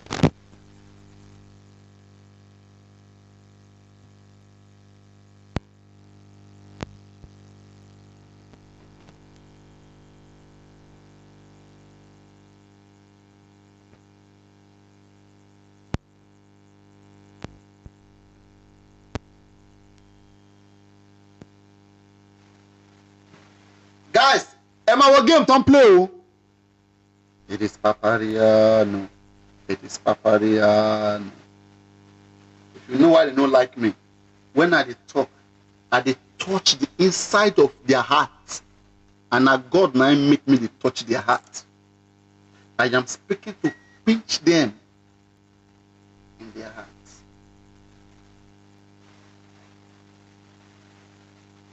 Hey, as they are thinking it, the Holy Spirit is opening it to me like this. They know what I'm saying is correct. When they wanted to do this DNA, they wanted the court to decide and do this DNA. But they went to sit down and understand that, and they are working together, the two families. Okay. They say, if we continue this way and the result comes out positive, people will say, you see, it is because it is the court that chose. That's why it's not transparent. But now let's shut them up. Let's shut them up. Let us tell Baba Mohbad to choose his own center. Let Wunmi choose. Let the court choose. So now they cannot complain. Because even if tomorrow, look at the game, not that you can't complain, you can still complain. But look at where they will counter you, because you have to learn what your enemies are thinking. Know their game. Don't just be doing nonsense. Know the games they are playing. This is the game they are. Look at the game they are playing. The game they are playing is this. They have tried that in the. I want to speak the mind of the court. The mind of the court. I have been more lenient. I have given you guys enough opportunity. I was supposed to even choose, but for fairness to happen, I said let the both family choose one center. Let me too choose one center. That is 3. Right? Now, why is the court saying like this or speaking like this? The court is speaking like this because at the end of the day, when the result comes positive, you will appeal back to that same court for revision. Or if you don't agree, you understand, you will appeal. And when you appeal, they know where they are waiting for you. They have set their trap down. And when you appeal to a higher court, don't forget to, for you to be able to appeal that case and for it to be admitted, you have to prove to the court that during the process, when they were doing the DNA, this is the mistake that you realize, which you think is not fair enough. So you want another DNA test to be given to you. You have to prove that there was a misconduct, there was a negligence during the DNA that was done. Now, where do you get it? They give you 3 different chances. You understand? So that is when they know what they are doing. Don't just take them for granted, though. People who are behind the game, they are very smart. It is Aloba and his team who are not. Aloba and his team, they are the dullest. The fact that they couldn't even go and meet VDM, meet Berekete, meet big people. The fact that as small as they are in that their small group, they want to be the one. What strategy have they got? One, stop it. One, okay. Do you know how much is a fee? Any lawyer you bring, they can buy any lawyer you bring. And I can tell you for free today. Okay? The only thing Papariano can play hands on, just for Mohbad, ni wípé ó turn down the effort everybody. Everybody, although inú mi dùn pé ó rí yẹn ṣe nítorí pé kò fẹ́ kẹ́ náwó yín nàkúnà náà ni kẹ́ máa sọ̀wọ́ yín nù. But then the only effort tell recognize Papariano fún ni wípé he has been successful. He has been successful in a way to turn down every to trivialize everyone's effort. When the only person Papariano would have put his support with is Bankole and Smith. Immediately Bankole and Smith, and I was suspecting then that Bankole and Smith came from Supreme Iron Lady. Definitely, Papariano is with Supreme Iron Lady. Papariano have this kind of he is in a way wanting to support Bankole and Smith through Supreme Iron Lady. And immediately Baba rejected Bankole and Smith. Papariano have stood against everything that comes from that camp. I ask you today, Papariano, what have you brought into Just for Mohbad except from antagonizing everything they want to do? Although you are right, because they are not also doing anything reasonable. But then, I'm only asking you to show to me what you have been able to do aside from castigating what they want to do. You are a narcissist. Playing on. Buy your son. Tell me who they don't go buy. Push it down, my baby. Bring any lawyer.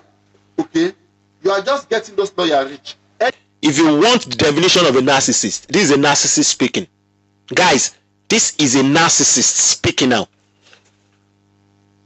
Anyways, guys, they are on gbìyànjú láti báàlẹ̀ sọ wọ́n report account mi ìṣòye yín, but tó bá pé ẹ̀yin wà pẹ̀lú mi inú mi ò bá dùn kẹ́ bá mi kẹ́yìn náà bá mi power tap. I understand account yìí strong, maybe I will come with my drababa tó bá pé drababa yẹn mo fi wá ni bí ya anybody kò sí anybody tó lè report account yìí. But as this one is now, they are trying to report my account. They are giving me some kind of restrictions here and there. But it's all right. It's all right. Toma flag account draba ba ma wọlé wá ni kò sí nǹkan tó fẹ́ ṣẹlẹ̀. Draba ba yẹn ẹ kí n sọ àṣírí mi fún ilé ní ẹ̀yin èèyàn mi. Ẹ má bínú o, mo fẹ́ sọ àṣírí nǹkan tó ṣẹlẹ̀. Bí mo join Just for Mohbad. I had 5,400 and something. They were following me before kí Mohbad tó kú. Ẹ má gbàgbé mi máa ń ka news lórí ṣẹ́rí ó yà pé wọ́n ṣe kinní kan recently lórí Williams report account on 10 views stop jare no wahala now you know I no get your time sorry Williams mo ko engineer nìyẹn engineer mo ti dọ́dọ̀ ti ẹ jàre àlàyé mo ń bọ̀ fún ọ náà wàá jẹ mọ́rù ẹ lọ́wọ́ mi lẹ́nu. Now I was telling you that when I started Just for Mohbad, what do I do then when I was doing Just for Mohbad? Tí mo kọ́kọ́ bẹ̀rẹ̀ káwọn Papariano gbogbo àwọn ilé tó dé o nǹkan tí máa ń ṣe nígbà yẹn ni pé before J4MO èmi máa ń ka ìròyìn ní Yorùbá mama ka ìròyìn yóò wá máa explain it mama ṣe fẹ́ bọ̀ ó gba àwọn ẹ̀fẹ̀ and I have people following me I still have people following me you know if not for that I will even have 50 people listening to my rubbish màá kọ́ máa ka although mo máa ń fi ẹ̀fẹ̀ sínú ìròyìn yẹn but mama analyze Nigerian politics and all pẹ̀lú Yorùbá and reading Yorùbá bí àwọn ajá balẹ̀ nǹkan tó máa ń ṣe yẹn so at the end of the day I will have like 50 people watching me on live you know and I had like more than 5,000 followers immediately just when Mohbad came and I started funny enough ní ọjọ́ ẹyọ kan my followers got to 8,000 mo pe kí ló ṣẹlẹ̀ before you know it díẹ̀ mo ti dé 22,000 followers rí o lẹ́yìn ìgbà tí mo ní ó tí o èmi ò sínú àwọn tó ń tẹ̀lé ọ̀bọ̀ jáwúra o mo rà analyze orin Mohbad fi ṣe legacy àná wọn dín 8,000 tẹ́ ẹ rí yẹn now mo fẹ́ kẹ́ lọ ìtàn tí mo lò ń sìn yẹn kẹ́ fi wo gba àwọn òsì tó kù yẹn ẹ máa rí wípé èrò tó sì ń wà níjọ́ sọ̀rọ̀ bá tó bá ń pa irọ́ yẹn èrò tán àwọn tó yẹ pé wọ́n ti wà fixed on wípé wọ́n ṣàfẹ́ kí Mohbad kí ẹnìkan go down for pé ó kú yẹn irrespective of ẹni tó bá wù kó jẹ́ ẹ máa rí pé àwọn yẹn ló ń follow wọn nítorí pé àwọn náà dẹ̀ ń sọ̀rọ̀ sí ibi tí ọkàn àwọn yẹn wà ní.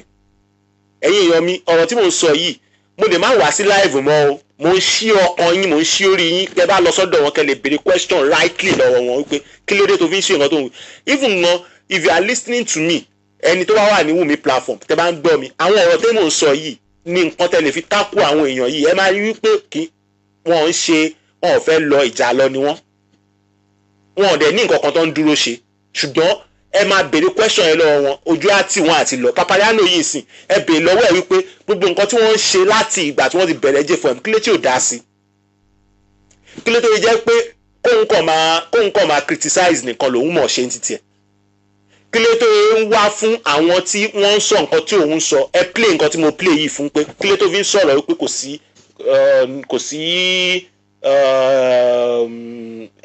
sí kí ló ń pè evidence àná ó dẹ̀ ṣe ń dúró tí pé Wùmí ló pa Mohbad kò lẹ̀ sí evidence ẹ bèè lọ́wọ́ ẹ̀ kẹ́ wá sọ fún pé nǹkan tó ṣe yẹn ó jọ ẹni tó jẹ́ wípé narcissist tó kàn fẹ́ káwọn èèyàn sá lọ kó wà lórí platform ẹ máa rí pé kò ní rọ̀rọ̀ sọ mọ́ ẹ jẹ́ ọlọ́gbọ́n mo lè má wá láìvù láti wá máa ṣe wótòwótò tí mo ṣe ìmọ̀ ẹ̀kọ̀ọ̀kan ni mi ò ń ṣe jígẹ̀mù mi ń ṣe ẹni tó yẹ pé ó máa wá sí láìvù lójoojúmọ́ a máa tójọ́ kó lè ronjò ọjọ́ ẹ̀ jẹ màá lọ ọ́zù màá láàgùn màá ti káyà màá wà má rúwá kí n lè ronjò ọjọ́ mi jẹ kì í ṣe ẹ̀yin ni màá fi máa gbéra owó ni kókó náà mo rí yẹn náà jọ wo tí wọ́n pè tán fún ẹ 1 million naira o lọ́pọlọ mọ́ nítorí wọ́n ti fún ẹ 1 million naira o lè so òótọ́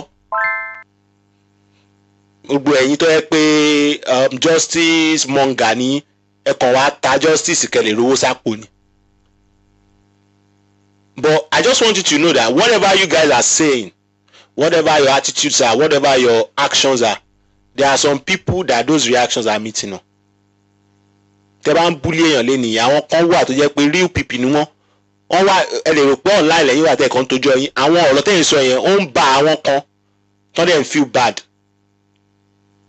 Ìjọ tí wọ́n náà bá ti sọ nǹkan tí ò jẹ́ òótọ́ tó dẹ̀ wò torí pé wọ́n ti sọ fún ẹ pé òótọ́ ni wọ́n náà wá rò pé òótọ́ ni wọ́n náà dẹ̀ bẹ̀rẹ̀ sí sọ ìjọ yẹn náà la máa pa irọ́ tó jẹ́ òótọ́ mọ́wọ́ náà lágbára Ọlọ́run wàá rí títí ẹ náà ilé ayé yìí there is karma nǹkan tó bá ṣe ló máa gbà whatever you do you reap.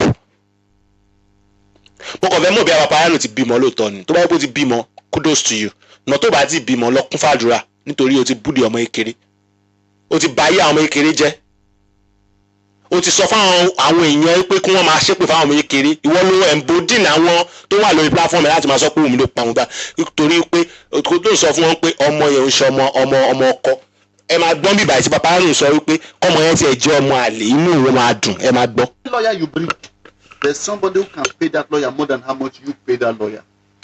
No, make the ring for your head. Unless somebody of integrity, and it's hard to find.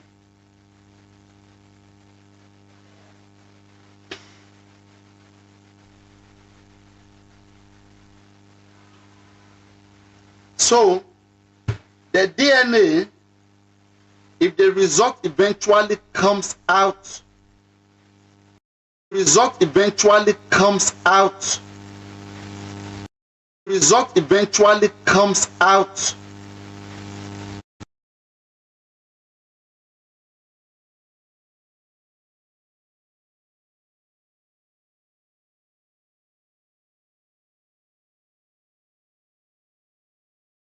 chance for any to believe in me. So I want to believe you are Team Justice as you claim. So definitely you are talking about yourself that you as a person will not be happy if Mohbad have a child before he died. Gbogbo ẹ̀yin tẹ̀dẹ̀ ní ọkàn yẹn pé kí Mohbad máa lọ́mọ láyé bẹ́ẹ̀ bíbá ọmọ yín ò ní kú kan.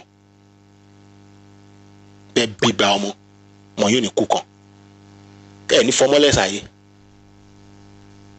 Ohun èmi kí Mohbad lọ́mọ láyé. Ohun mi gan bẹ́ẹ̀ bó ṣe wù mí yẹn náà kò wù mí kí ọmọ kékeré kankan kú ká ní ọmọ kékeré ti kú kò wù mí. Ó máa ń wù mí wípé kí ọmọ yè bá ọmọ àlè tó bá jẹ́ o káṣírí tú ní tèmi.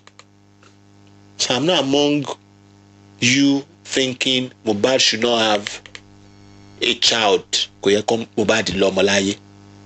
Ní jèrè ẹ̀yin jẹ́ sọ pé Mohbad máa lọ́mọ láyé. Ọlọ́run ẹni fi ire fún yín nítorí pé ẹ fẹ́ ire fún Mohbad.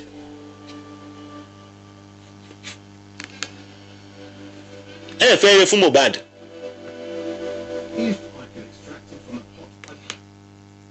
Tẹ́ bá fẹ́ ire fún Mohbad ni ẹ ní máa sọ pé kí Mohbad máa lọ́mọ láyé. Ó máa dùn mọ́ àwọn people fighting for justice that it will pay them that boy's DNA is negative. Papariano, are you mad?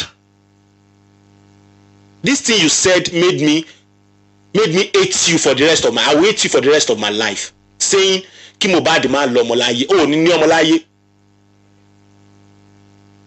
Tó bá ti bímọ. Nítorí bàbá yìí ò ní kò ní anything against these people.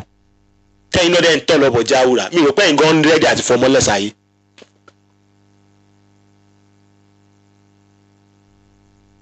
Mi rò pé nǹkan lọ́mọlẹ̀ ohun yìí ká àti fọmọ́lẹ̀ sáyé.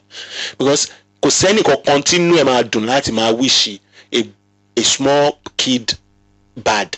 Tó bá wish wọ́n bad kò yẹ kó dàgbà. Ó yẹ kó ti kú tipẹ́. Àwọn tó wish ẹ bad Ọlọ́run yọ ẹ́ láàrin wọn ni. Ọlọ́run á dẹ̀ yọ ọmọ Liam náà láàrin gbogbo yín.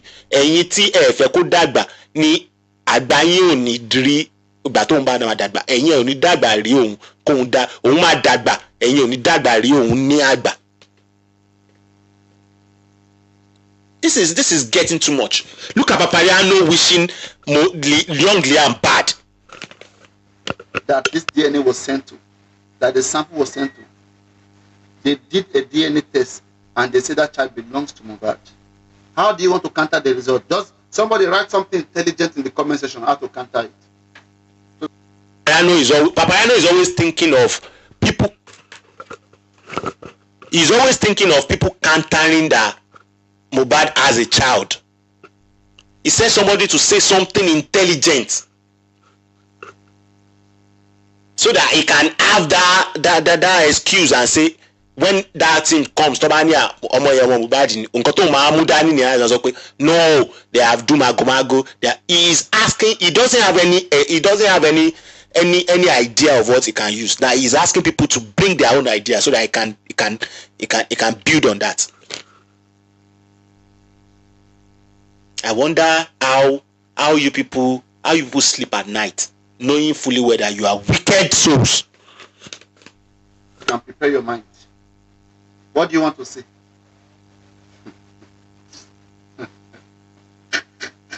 You'll be discouraged. You will be discouraged. Okay? And Aloba will now come that time.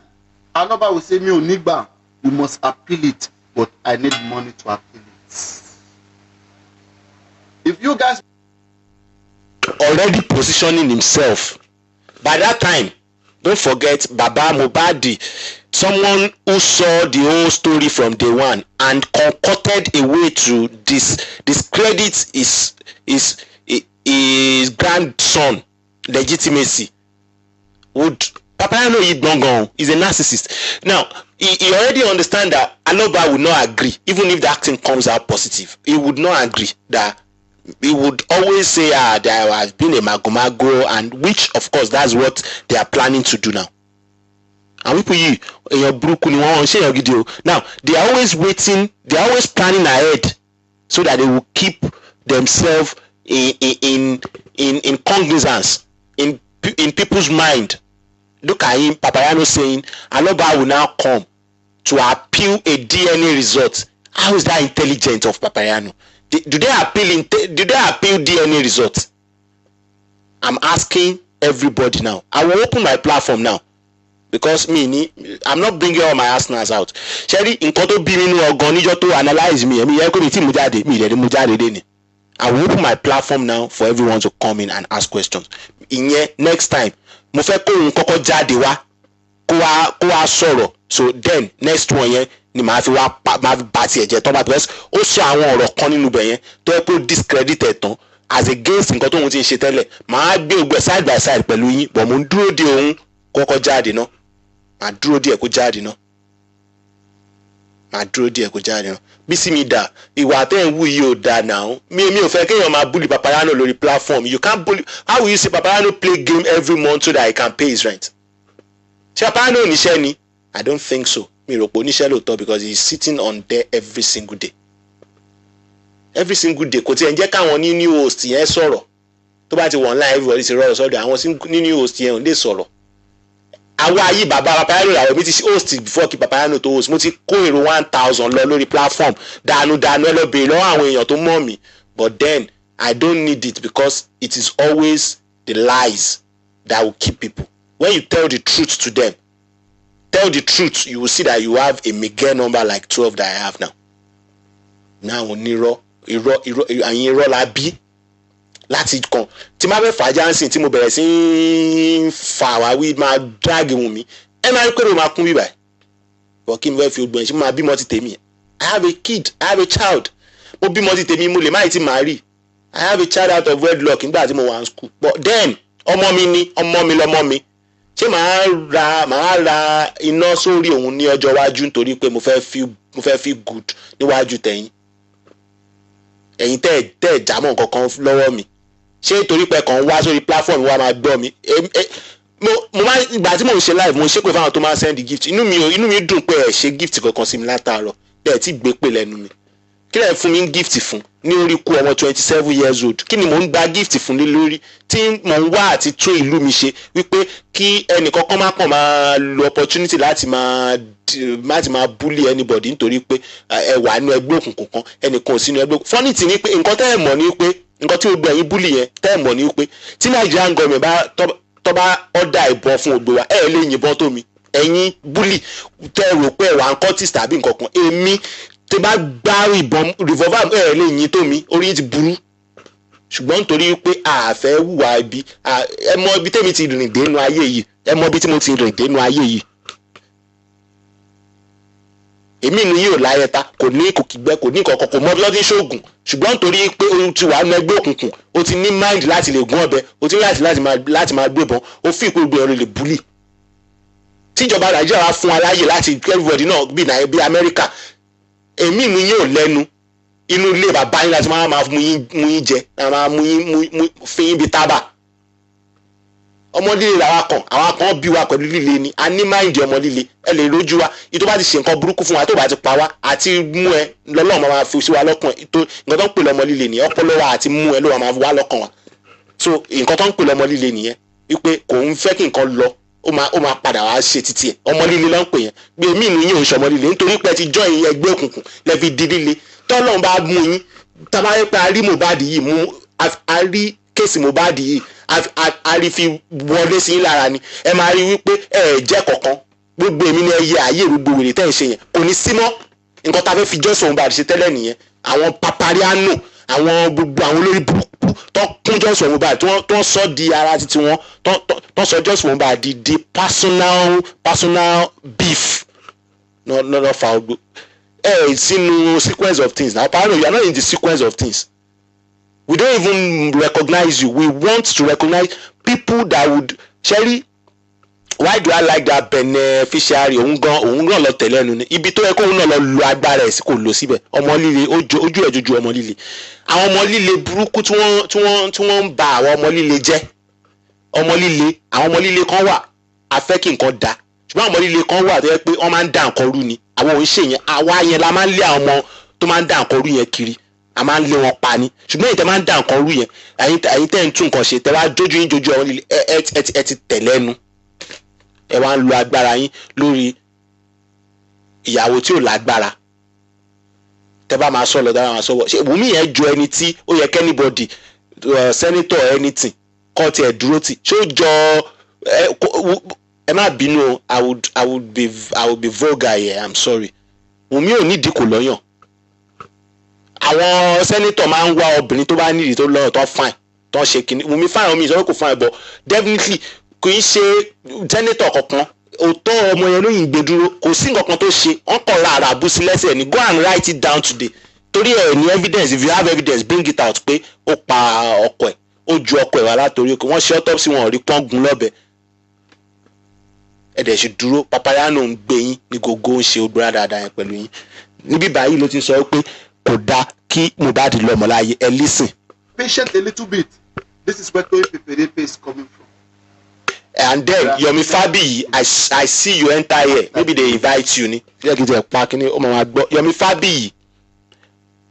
Fabiyi I saw your post saying Wunmi is complicit in the husband's death. I agree with you, but come back to Nigeria and prove this to us.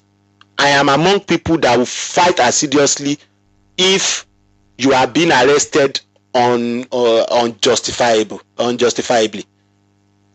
Whatever you've done in Justice for Mohbad, come and prove it to us that you did not collect people's money just to arrest other people to show to them that you are working. Yomi Fabiyi, I'm calling you out. Show to people, prove to us that you did not just want to show to them that you are working. That is why you effected those arrests. Because inside Bossman's chat, I have evidences against all of you. You put in and that is why Sammy Jojo went back to beg. It's not because of anything. Sammy Jojo went back to beg because he saw that he was among people that were using money to effect arrests of people just to show to people that we are working. Yomi Fabiyi, you are a very upright person who is supposed to be respected. Don't use J4M to spoil your career, spoil your stand as a human rights activist.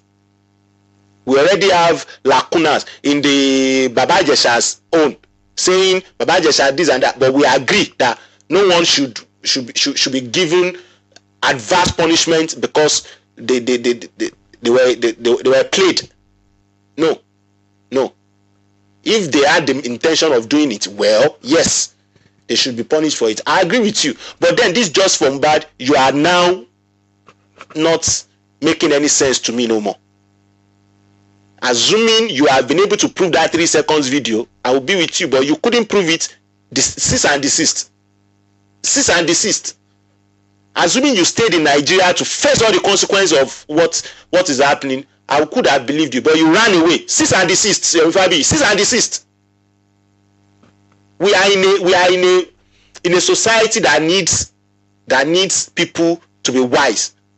2027 is just around the corner. We need people to be wise to choose the best leader for us in Nigeria. We don't want slaves that you will keep putting their brains on that check. They will not be able to think for themselves. Fabi, I expect you by now to be advocating for people to vote rightly, not justice on where that is a lost cause. That was a charade from day one. That was a charade from day one. If it was not a charade, Baba Mohbad would have told the police in that place that he saw a duvet soaked with blood. He didn't say it there. If he said to the police that I saw a duvet soaked with blood, do you think they will allow any one of them go? Cease and desist. I don't want to come for you today, Yomi Fabi. I just saw you enter this live. It's alright. As long as public is still in this case, one thing that Aloba will still have regard of you guys, and you guys still make sense in the eyes of Aloba, okay, is still because of the money he wants to take from you. When you have banana in your hand, one key will always come to you. Now, ask me a question, and I will answer you. This question, ask me that. Baba Mohbad, when Baba... Now, when Baba Mohbad, who is the Aloba, started advocating that he thought the death of the husband, his son, has something to do with when his son told him that the wife give him sleeping tablets for him to sleep, and she's going to go and mesmerize herself outside.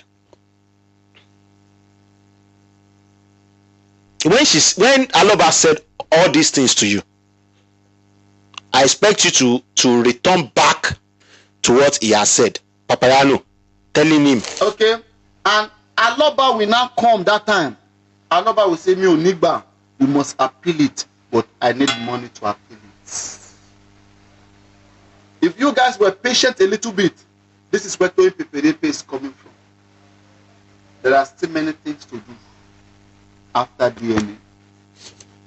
As long as public is still in this case, one thing that Aloba will still have regard of you guys, and you guys still make sense in the eyes of Aloba, okay, is still because of the money he wants to take from you. Now, having full knowledge of what you just said now, Papariano, are you supposed to still be telling people that there is justice somewhere, knowing fully well that this is the same Aloba that you are castigating now, that gaslighted everyone to go for the wife?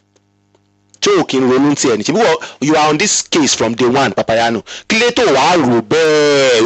Anything ó gaslight àwọn èèyàn yìí tí ń yọsẹ̀ owó nìkan ló ń wá. Definitely ẹni tí wọ́n tààrà ẹni tó gaslight fún yìí ó ṣe ṣe kẹ́ni yẹn máa ní kó máa ní ẹ̀sùn lọ́rùn ó kàn mọ́ mọ́. Mo dẹ̀ rán ẹ létí o, Papariano, I came to your platform that day. I asked you that, do you see the new letter that came out? I think this is the second phase of J4M. They are now going for what they really want.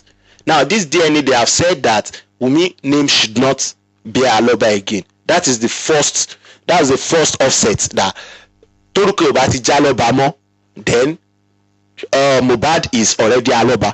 So by the time tí a bá máa ṣe DNA àbí nǹkan kan tàbí tá delay DNA ṣe gbogbo ẹ̀ ní ṣe díẹ̀ tó bá ṣe máa ṣe at least tó bá ṣe máa ṣe nǹkan tó fẹ́ ṣe ogun Mohbad máa padà sọ́wọ́ tiwa. Tabati sọ pé ọmọ yẹn kọ́ kò ń ṣe ọmọ ẹ̀ tá a dẹ̀ jẹ́ kí DNA ṣe ṣe. We have seen in this case when Baba said he is the one delaying DNA. Yes, he said it. Somebody went to him that this DNA is it delayed? I said yes. You've heard it. Now the hospital, they said the court have picked 3 places now. None of them have said DNA. I started to because mo tún gbọ́ lánàá ni pé wọ́n lọ fẹ́ fa gbogbo ẹ̀jẹ̀ ọmọ kúrò. Are you people mad? Ṣé olórí burúkú nìyí ni? Ṣé must you elongate this case more than enough? Nigeria is having election. We are having new leader. Going on in the world now is a war looming, and Nigeria might be the next after Iran. Tẹ́bà mọ̀ Nigeria ló ní sweet crude bí Iran náà ṣe rí ni, Kuwait ní, Nigeria ní, Saudi ní, Iran ní, wọ́n ti Kuwait, Saudi, all wà ní the same region. Nigeria ló tún ní light crude, orí ti burú, àwa ní agbede méjì ọ̀run àtàyè kan máa blow gbogbo wa dànù. Justice for Mohbad tí ò ní substance ọ̀kan lẹ̀ ń wá kiri. It means that you guys are not nation builders. I'm disappointed that I joined you people, because I joined from the aspect of nation building. I wanted to build my nation. I didn't join you people to come and be doing nonsense. Ma tarabu, ma shepe feyon kan, ma she wotowoto. I didn't join you for that. I joined you to make Nigeria better. True justice for Mohbad. If you guys have forgotten why you joined Justice for Mohbad, you need to go back to the drawing board. Can you see how they have reduced themselves now? Look at Confi that bully everybody. Can't tell us why your husband had to die. I don't know. I don't want to even join my own with that. But then look at that.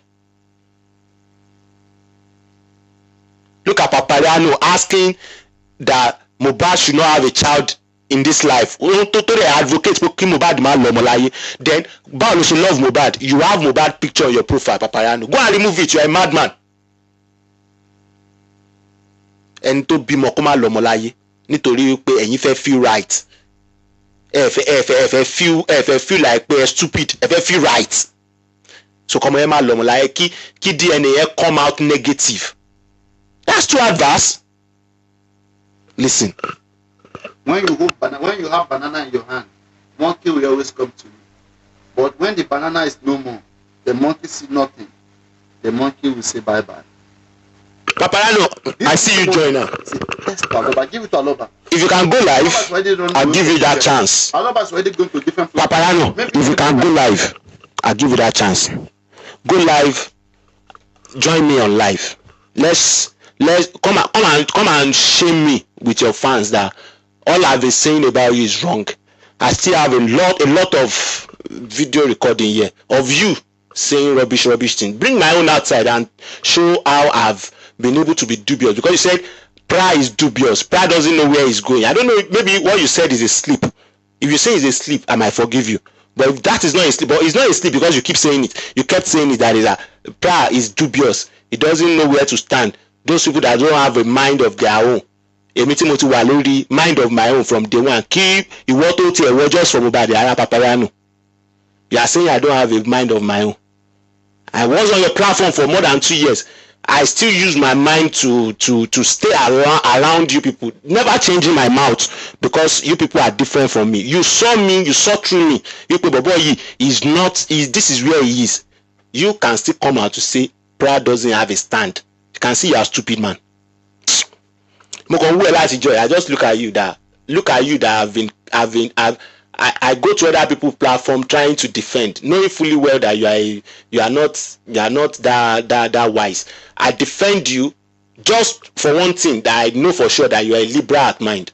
You are liberal, bringing this man here, bringing justice fighters here, bringing that people here, trying to solve problems. I know.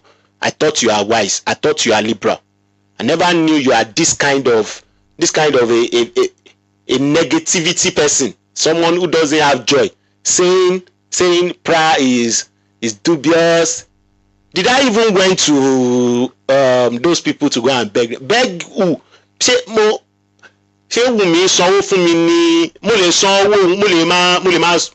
In short, if not for anything, from for now we should lose your yes, me tí màá san school ọmọ ẹ wá ní ẹ sanwó fún mi èmi tí mú mi ọmọ ekere ẹgbẹ́ benevolence náà wà sórí beneficiary náà wà sórí platform lagatanjọ yẹn náà. Although I don't blame that one because he's just shown himself that he's báwo mo ṣe lè lo adjective yẹn fún beneficiary o is mature. Let me use the word mature. Yeah, mature because me really as immaturity. I don't like how immature enjoy. You automatically and so on logiri. Mo nǹkan tí mo sọ na. Mo nǹkan tí mo sọ na. I don't like you know. Everybody ain't share that kiri online lenjo meta. If Prah come against you, wa tell aye wa gbe lọ́rùn. Nasiri Ọlọ́run le mi. Mi ò ṣe ẹran yín. Ọlọ́run ló yan èmi wá. Olúwa ló pè mí ló yàn mí wá. Gbogbo àwọn àyànfẹ́ bí tèmi ló máa ń ṣe lógo. Because nítorí nǹkan tá fẹ́ jẹ ká bá nǹkan tá fẹ́ jẹ. Nítorí nǹkan tá nítorí pé à ń lọ sí ẹ̀dẹ̀ ká ba ẹ̀dẹ̀ jẹ lónìí yìí. Nítorí pé a fẹ́ ní fans going forward. ká máa sọ̀sọ́kùsọ kan lè dúró tí wàá lé nìyí. No, we would not do that. A ní ṣe rádaràda ẹ̀nà àwa wà ní àwọn tó jẹ́ wípé a máa dúró ti òótọ́ even gan kí òótọ́ sọ wípé òun fẹ́ lọ àwa máa sọ wípé ṣé rí mo máa ń pa òwe kan fún gbogbo yín màá tún sọ lẹ́nu ẹ máa gbọ́ o. Lọ́jọ́ kan irọ́ àti òótọ́ máa rìnà pàdé. Ṣé rí irọ́ àti òótọ́ wọ́n jáde ní ọjọ́ kan. Irọ́ sọ fún òótọ́ ó ní wojú ọjọ́ bó ṣe dá. Òótọ́ gbójú sókè ó rẹ́rìn ó ní ojú ọjọ́ máa dá lóòótọ́. Nígbà tó ń tún rìn lọ wọ́n rìn síwájú díẹ̀. Irọ́ tún sọ fún òótọ́ ní wo odò yìí ó dá o jẹ́ ká lúwẹ̀. Òótọ́ ò tí irọ́ ò tí wọlé odò yẹn kò mọ̀ bí ó dá ó kàn sọ fún òótọ́ pé odò yìí dá jẹ́ ká lúwẹ̀. Ṣùgbọ́n gẹ́gẹ́ bí òótọ́ ẹni tó máa ń wádìí gbogbo nǹkan ó lọ sí díẹ̀ ó fẹsẹ̀ kan òótọ́ ó fẹsẹ̀ kan omi yẹn ó fọwọ́ bù ó rí i pé omi ìtòrò ó sọ fún òótọ́ pé omi yìí dá. Ṣé rí gẹ́gẹ́ táwọn méjì bọ́ṣọ wọn sílẹ̀ tí wọ́n swim lọ sísàlẹ̀ odò báyìí bí irọ́ ṣe bẹ́ síta nìyẹn. Irọ́ bá bọ́ síta ó lọ kó aṣọ òótọ́ wọ̀ ló bá sá lọ ó sá lọ. Ṣùgbọ́n òótọ́ tó ń wo inú abẹ́ omi tó rí pé irọ́ ti sá lọ bóun náà yìí jáde nìyẹn. Ìgbà tó máa dókè orí pé kò sáṣọ òun ta mọ́ ló bá bẹ̀rẹ̀ sí ń wá irọ́ kiri kó lè gba aṣọ ẹ̀ padà. Ṣẹ̀dẹ̀ mọ̀ pé òótọ́ ti wà ní ìhòòhò bí ara ṣe ń rí tí òótọ́ ń sáré kiri ní ìhòòhò. Ṣùgbọ́n wọ́n kọjú tẹ̀m̀bẹ̀lẹ̀kún bẹ́ẹ̀ ṣe ń kọjú ẹ̀ sí Just Mohbad yìí ọ̀tẹ̀ bẹ́ẹ̀ ṣe ń ṣe yìí àti rìkíṣí bọ́ ṣe kọjú ẹ̀ sí òótọ́ ń gbà ẹ̀ nìyẹn. Ṣùgbọ́n irọ́ kò gbà ó yìí ń wá irọ́ kiri òótọ́ ò gbà ó yìí ń wá irọ́ kiri kó lè gba aṣọ ẹ̀ padà. Ṣùgbọ́n aráyé wọ́n kẹjú tẹ̀m̀bẹ̀lẹ̀kún ọ̀tẹ̀ àti rìkíṣí sí. Ṣùgbọ́n òótọ́ ó sú ọ̀nù ọkàn ẹ̀ bí Prah ṣe ń sú ọ̀nù ọkàn ẹ̀ pé gbogbo ilẹ̀ ẹ máa bọ́lọ̀ pàdé lọ́jọ́ iwájú wípé bí irọ́ bá lọ lógún ọdún ọjọ́ kan lòótọ́ máa bà òótọ́ mọ̀ yẹn.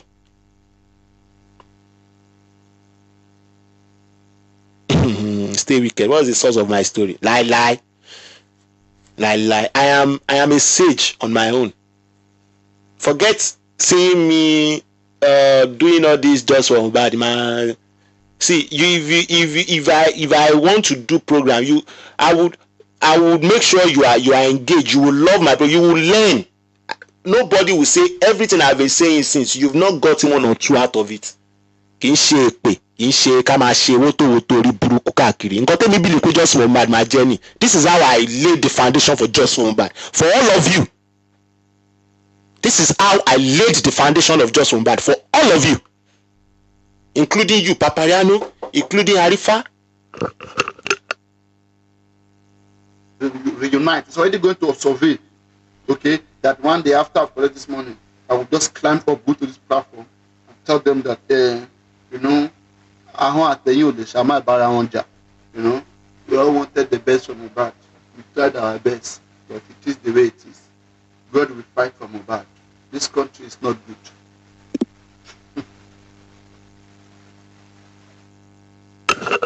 Now,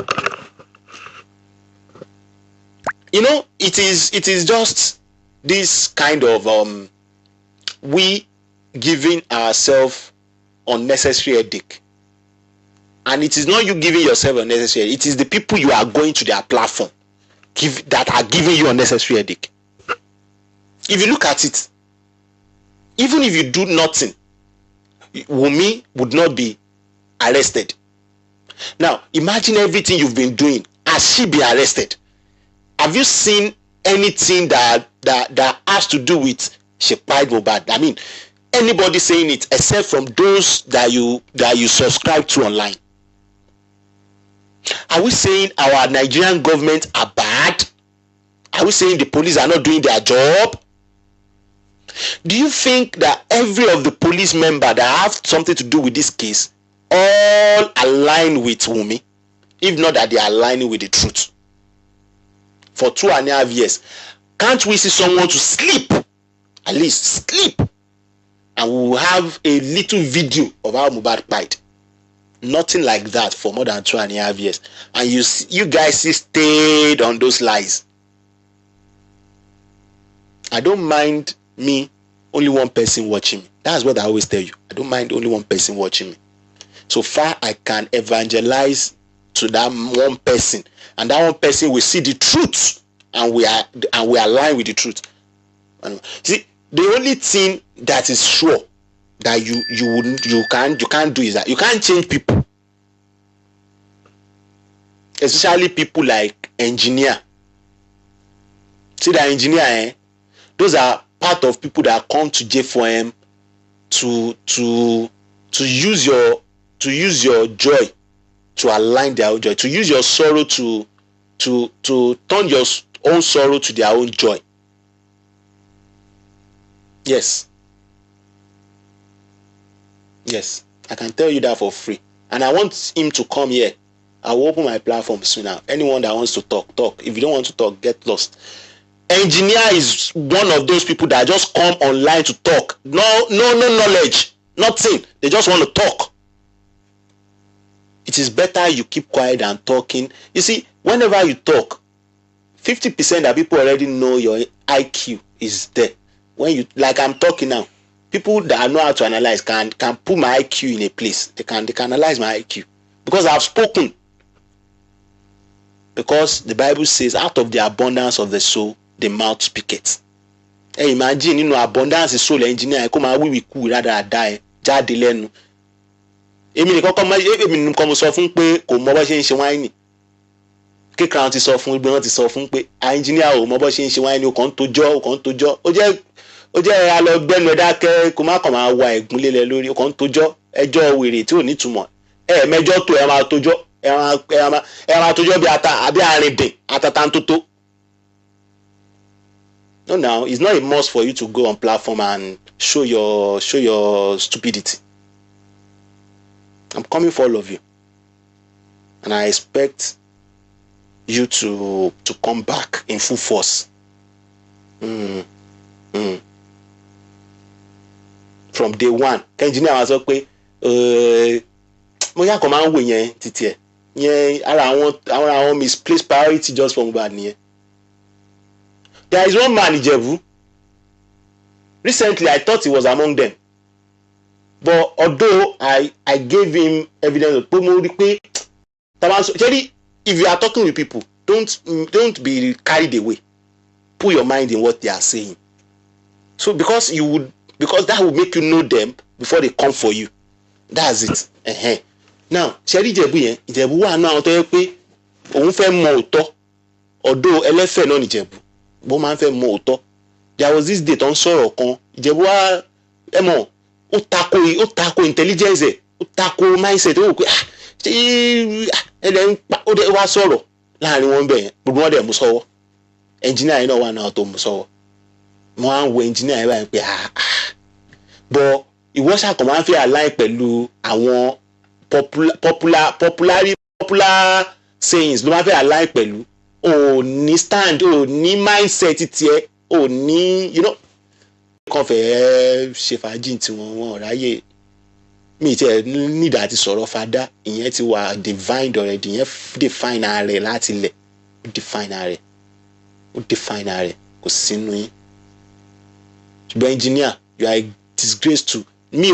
I will say you are a disgrace to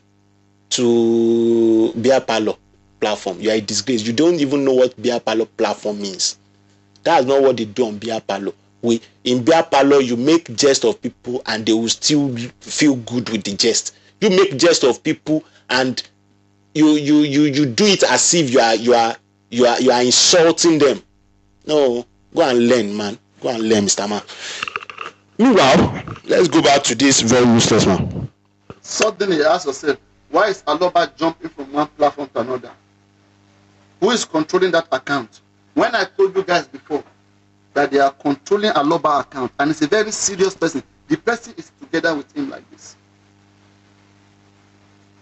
Now Lagata is no longer there, and that account is still jumping from one side to another side everywhere. Who's controlling it? All the courts have to do is to make pronouncement, and when you appeal,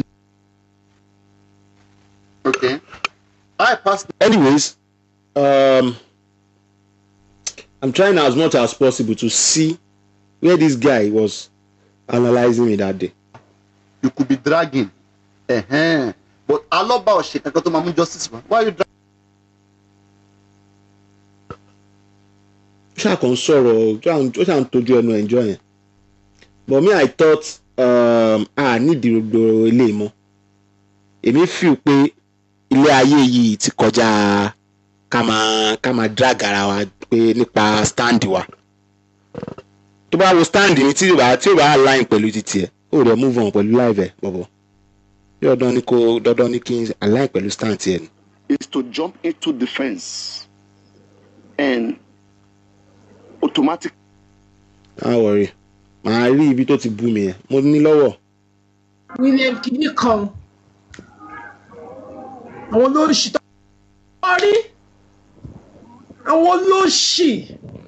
Liam ti ẹ̀kọ́ mọ̀ dáadáa láàrin àwọn white yẹn. Ẹ imagine nkíní yẹn ni mo fẹ́ play njọ́ yẹn lẹ́yìn ìgbà tí mo sọ wípé William is coined out of Liam Liam is coined out of William ẹ mo yẹ ọdún tèmi fi ṣe research tí mo lọ research kìíní tí wàá rí pé èmi ní mindset of my own tí mo lọ research tí mo á wò ó pé the best way to understand this thing is to ask from the source itself.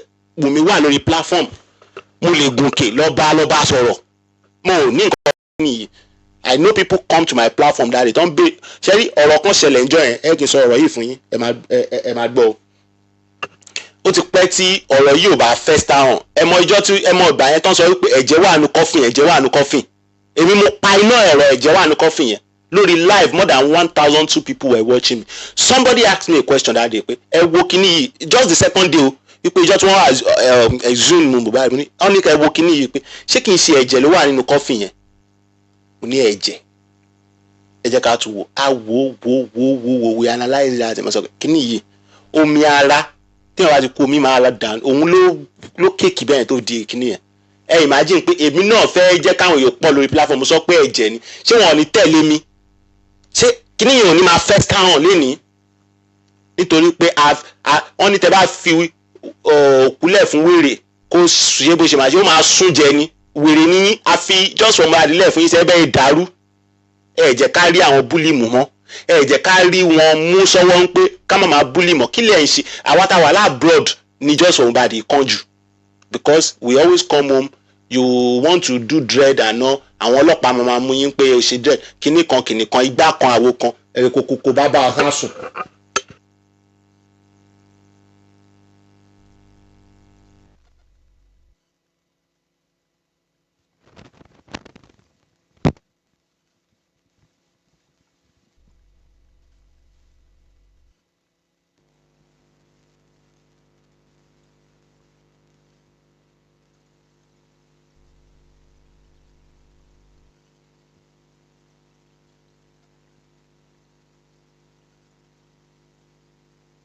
ṣèbí actor kan wà tó ń jẹ́ Liam náà ẹ wò ó orí wọn burú ni jàre kọ́ máa wá kiri wọ́n jẹ́ Liam nìyẹn ìyá àti bàbá ẹ̀ ti sọ Liam nǹkan tó bá wọn kọ fún. player Chelsea Liam ló jẹ́ o àwọn olóṣì wọ́n wá ṣe ẹ̀yà ara fún àwọn olóṣì o àwọn òpònú.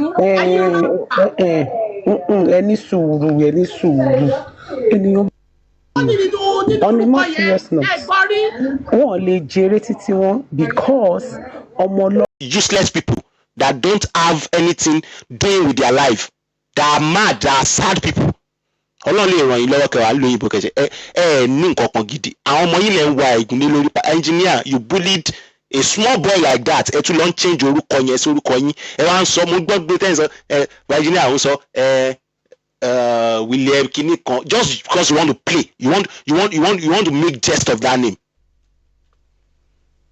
Are you not ashamed of yourself? Ojú ń tì mí fún yín o ojú ń tì èmi fún ẹ̀yin o tójú ò bá tì yín fúnra yín o nǹkan tó dẹ̀ ń tì mí lójú ojú pé I was once among you people trying to let you understand. ṣé nǹkan tó ń dùn mọ́ mi lójú pé ẹ láìkì mi nítorí mi máa ń bá yín sọ pé ẹ má hùwà báyìí now nǹkan tó wá ń dùn mí ni pé at a time mo ti wà pẹ̀lú yín rí torí ìjọ yẹn sìn tèmi yẹn ń sọ bí wàá tẹ́kọ̀ ogun àjọ wà papọ̀ ni instead of kó yọ ẹ̀ṣà àṣẹṣà pé àwọn kan wà láàrin yín tó máa ń sòótọ́ fún yín ẹ̀yin lẹ́ẹ̀kan gbọ́. Engineer I want you to go to, I know this thing I want to see my fa lọ́bọ̀lọ́bọ̀ ṣùgbọ́n tó bá fẹ́ kí Ọlọ́run mú ẹ pẹ̀lú gbogbo nǹkan tẹ́ ṣe yìí, go back and beg. You've bullied that young child, and I have your recordings here when you were bullying him. Irrespective of how you think you didn't, you bullied that boy. That is bully. Bully won't put nǹkan tẹ́ ṣe yẹn engineer. Láti máa change, káàtì máa sọ pé orúkọ ọmọ yẹn ń ṣe bẹ́ẹ̀, ẹ wá tún lọ change orúkọ títí yín. With your name, engineer say you change it to William Kiniko just to spite that young boy. Ah! Huh? Me, I can't imagine I had at the time had discussion with you. I would never try it in my life. You are a useless man. Kò can you come by engineer yìí ṣe mọ́ ẹ lọ follow engineer yẹn. Ó tún take care more serious like bí bàtọ́ yẹ pé kò gbọ́ nǹkan tó ń jẹ́ Williams rí, kò gbọ́ nǹkan tó ń jẹ́ Liam rí, kò gbọ́ rí, go to Google fi Liam sí Google, wọ́n á sọ fún ẹ pé William ń jẹ́ Liam. Fílẹ̀ put kò lọ fà náà. Kò lọ fà náà. Papariano tó wá jẹ́ ọ̀gá yín arìndí àgbà tó yẹ kí yẹn náà lè put things in place àti this kùnkùndù yìí nídìí àti máa bá lọ báyìí. Put things in place, everybody wà okay, everybody bá tiẹ̀ lọ, everybody kọ́ ọ̀rọ̀ balẹ̀, ó mọ òótọ́ ẹ̀ lè so òótọ́ jáde lẹ́nu. God will punish all of you one after the other. Guys, I need to go outside now. I need to go and calm myself. I'm angry, very angry now, very, very angry. Because I have some other voice notes here that I'm still going to play. But I think Papariano analyze me, play, but I want to go offline and find it. I'm coming back tonight, and I expect all of them to have replied me. And I'm not going to open my life. Màá gbìyànjú láti lọ bẹ̀ àwọn tí mú mi yẹn láti wà lórí platform wọn, so màá lè ní more views láti bá yín sọ tọrọ. Màá play nǹkan tí Papariano sọ ń gbà yẹn. Bó ṣe bully mi, bó ṣe ogbẹ, màá sọ fún yín pẹ̀lú gbogbo nǹkan tẹ́yin ti gbọ́n sìn. Bóyá ẹ̀tú ṣe mọ́ ṣe fẹ́ gbọ́ bẹ́ẹ̀ ṣe fẹ́ analyse nǹkan tí mo sọ kalẹ̀ yìí. Màá wá mọ orú èèyàn tẹ́ jẹ́. Now, there is one person to really let me down, which is Insider Backup. I don't expect you to be among any one of them. I expect you to be very neutral because you are a blogger. And doing this thing you are doing, I heard you analyzing me like ọ̀rọ̀ tí mo lọ sọ lọ́dọ̀ àwọn tèmi kó lọ bẹ kíní kan. If you are not daft, does it look like I'm begging Wunmi, begging Temi or anything? Ṣé mo ṣe wọ́n ni? Ṣé mo sọ̀rọ̀ wọn ni? Ṣé mo bú ọmọ kékeré ni tí màá fi lọ bẹ? Sam Jojo ló mọ nǹkan tó lọ fi ń bẹ̀bẹ̀ náà, and obviously ó mọ nǹkan tó ti ṣe sẹ́yìn, and I don't blame him for saying sorry or anything. But you people, just because of pé ẹ fẹ́ bully mi, ẹ fẹ́ show àwọn èèyàn wípé bọ̀bọ̀ tó right láti ilẹ̀ yìí ó ṣeéṣe kóun náà wrong, ẹ fẹ́ show pé kò yẹ kẹ́nìkan right láti ilẹ̀, ẹ fẹ́ kẹ́ni yọrí dàbí yín lẹ fi ń ra ara wù. Insider, you join them. You really and kẹ́mà wo Insider madman yìí o. Mo sọ before kó tó lọ sórí platform yẹn jọ, I mean ìjọ kan mo kàn rò pé táwọn àwọn wo ló wà kíní yìí tó tiẹ̀ lọ́pọ̀ lórí ẹ̀. Wọ́n á rí pé Insider yẹn náà mo rí àwọn mo rò pé if we can discuss, òun ní side ibi tó òun ṣe, èmi náà ní side náà, táwájọ́ ń takùrọ̀sọ everybody ma understand ibi tọ́rọ̀ yìí wà, because kò ní sí pé nìkan tẹ́lẹ̀bọ̀já wà á bí ní question to write, èmi náà bí ní question to write. This is intelligent discussion, kò ní jẹ́ wótòwótò something like that. Akọ̀jẹ́ mi àti Insider nìkan, and I wrote him that this thing is going on like this. So I see you are one of those people that are very neutral here, that ṣé àwọn pé mo kọ̀rọ̀ yẹn tán, mi kọ́ kíní yẹn tán báyìí, mo dẹ̀ bọ́ sórí platform, mo dẹ̀ ń gbọ́ tí Insider ń sọ̀rọ̀, kò tí ì ka nǹkan tí mo kọ o, mo ti ń gbọ́ tó ń sọ̀rọ̀ mi pé so that Prah ọmọ burúkú yẹn náà kíní máa wò pé tó bá ti lè jẹ́ pé ó sọ̀rọ̀ mi pọ̀ ọmọ burúkú, that is right, but then kíní ìdí tó fi ń pè mí lọ́wọ́ burúkú ni mo lọ sórí platform. Ó yà aṣọ definitely ò gbọ́ nǹkan kan tí mo lọ. Most of you are useless people. CTC most of the post online you just want to have engagement. Papariano ìyẹn fẹ́ káwọn èèyàn dúró ti òun at the end of the OJ for him. Àwọn kan wà ní tó yẹ pé you just want to be a roast yourself so that you can draw out of Papariano. I'm going to Papariano platform just to enlighten you people, just to try and use my own, neutrality, liberalism, just to engage you people so that I want to have my jam, I want to I don't have the intention of being a host or anything. Ìgbà tí mo host tí wọ Joy for him, so kì í ṣe host ni ó ń kan èmi, kì í ṣe owó tẹ̀ ń pa ẹ ló, kì í ṣe lion tẹ̀ ń gbà ló kàn mí. I see that Papariano was very angry that day. Rotesam ò bọ̀ sórí platform yẹn. Rotesam gangan lóhùn pé kó lè fi ṣéèmù Supreme Iron Lady àbí kó ṣáà lè rí nǹkan kan fi sọ. These people are fighting their fight, not justice for Mohbad. They are only fighting egoistical fight, grandiorizing themselves. Àwa la lè ṣe, àwa la wà ń bí, àwa ni very rubbish, stupid people. Guys, now you can send your request if you want to come. I'll be here till about 10:30. I said 10:30, 11:30. That'll be 12:30 in Nigeria. I'll be here till about 11. That'll be I'll be here till like 28 more minutes. And I'll continue playing. I will take it off from Papariano so that you people will understand that I'm not saying all this. I'm saying all this just for you to understand that Papariano is just there. He's not necessarily a bad person. He's not necessarily a good person.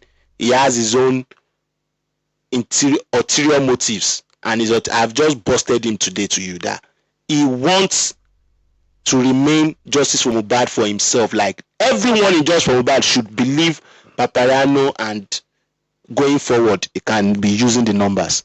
Listen.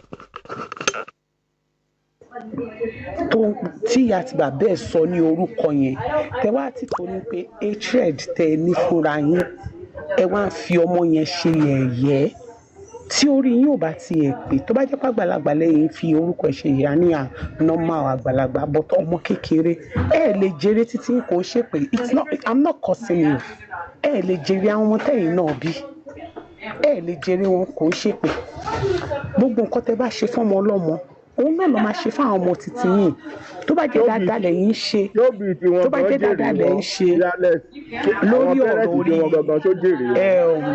lórí ọ̀rọ̀ ṣé wọ́n jèrè wọn lọ́n ṣorí burúkú lọ́ lè máa fi orúkọ ọmọ ọdún méjì tí ó ti pọ̀ ọmọ ọdún mẹ́ta àwọn tí pẹ́rẹ́ǹtì ò jèrè ọmọ ọdún méjì tí ó ti pọ̀ ọmọ ọdún mẹ́ta wọ́n fi ṣe yẹ̀yẹ́.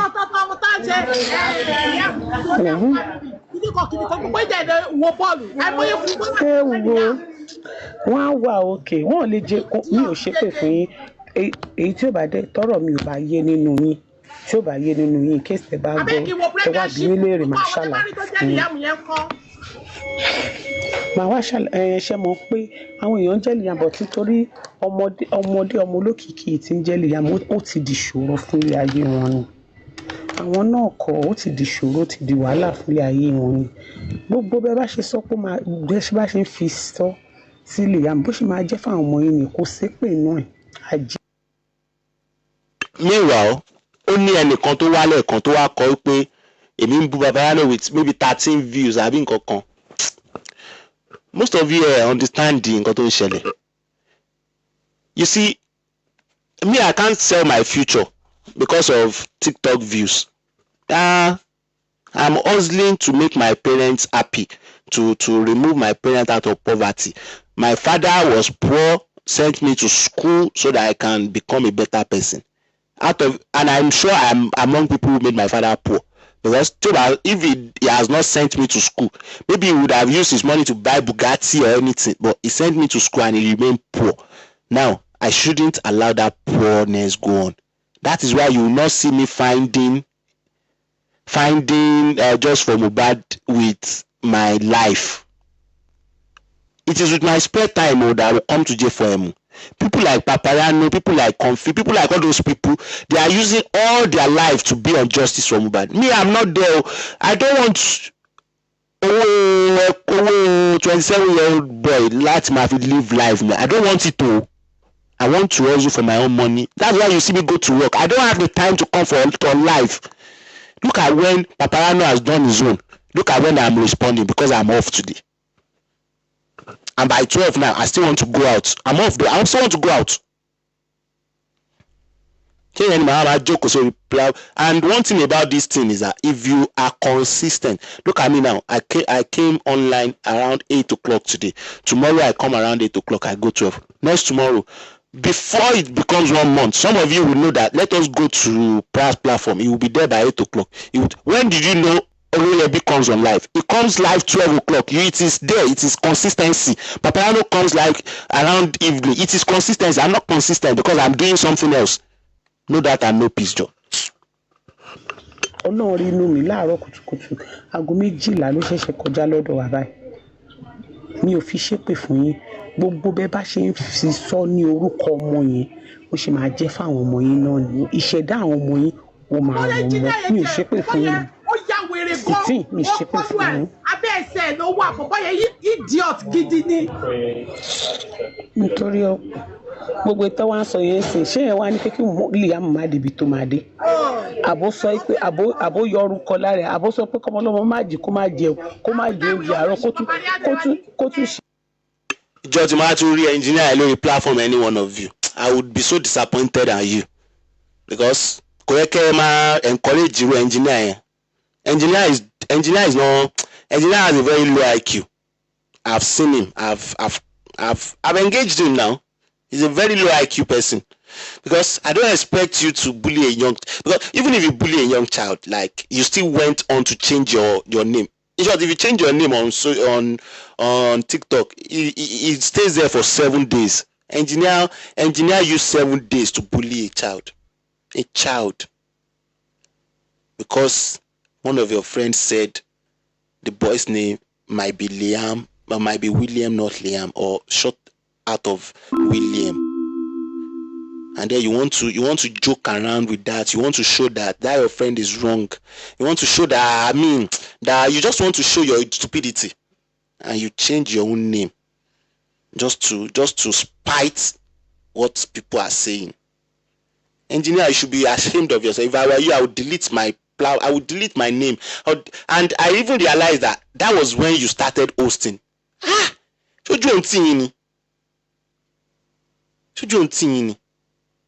Engineer,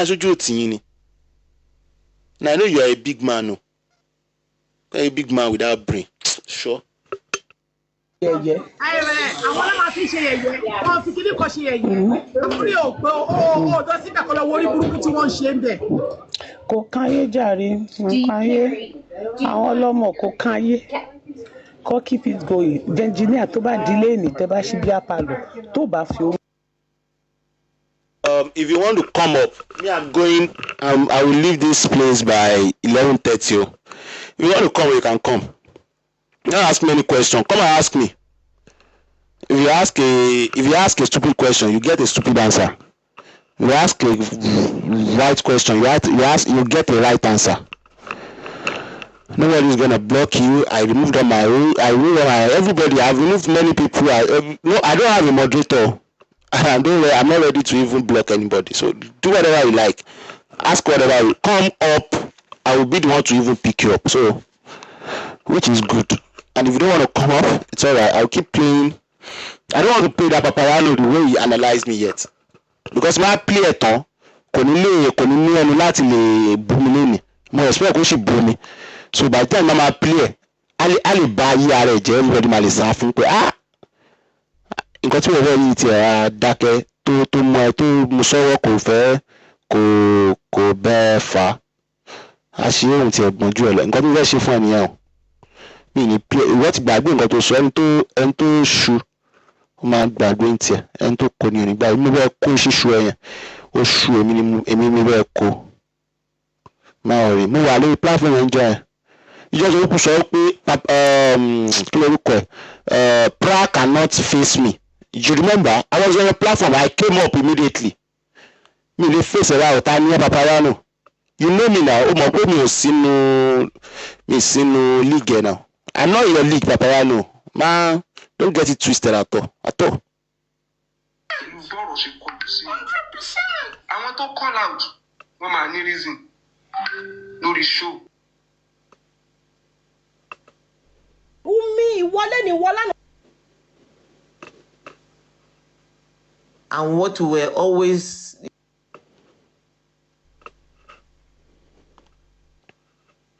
Okay. What happened is this. We're already I just finished addressing some things which didn't go well, which I think he should have addressed better. Okay. So that will still be going on in his head that, oh, like probably is this person trying to accuse me of. It's not nice. No, you know. I don't do that because if him. Thank you, Alec. You did. You already did. Stop. No, I just Don't do calmed. I that. just told Phoenix to calm down. Stop playing games, Alake. Stop it. No, I just told Phoenix to calm down. Like, Come on. You take that too. and I didn't want to come up. They just kept saying, "Oh, come up, come up." I didn't really want to come up, to be honest. I kind of regret it because now I feel people are just upset, but it's all good. They'll get over it. What do you mean? What is what? I said it's all good. They'll get over it. What is good? Like, I don't know what. Only on your platform, papariano, will people fight themselves, and you will stay put. You stay away, seeing them fight another person. When they now degrade themselves, you now come up, trying to pacify them. Ọ̀gbẹ́ni, jamo kan fuck up. Then you see the way like I put it under control. Like No, the resolution is but I not mean, bad. And yeah, people what will you now do be is you don't tell grandstanding, people. like That's what you you do. are this, you are that, you are this, you are that. Lẹ́gbẹ̀ẹ́ ilẹ̀ Find a bá way jẹ́ fún around. ẹ̀jẹ̀. If it doesn't work, then I drop You people will be using your personal issues.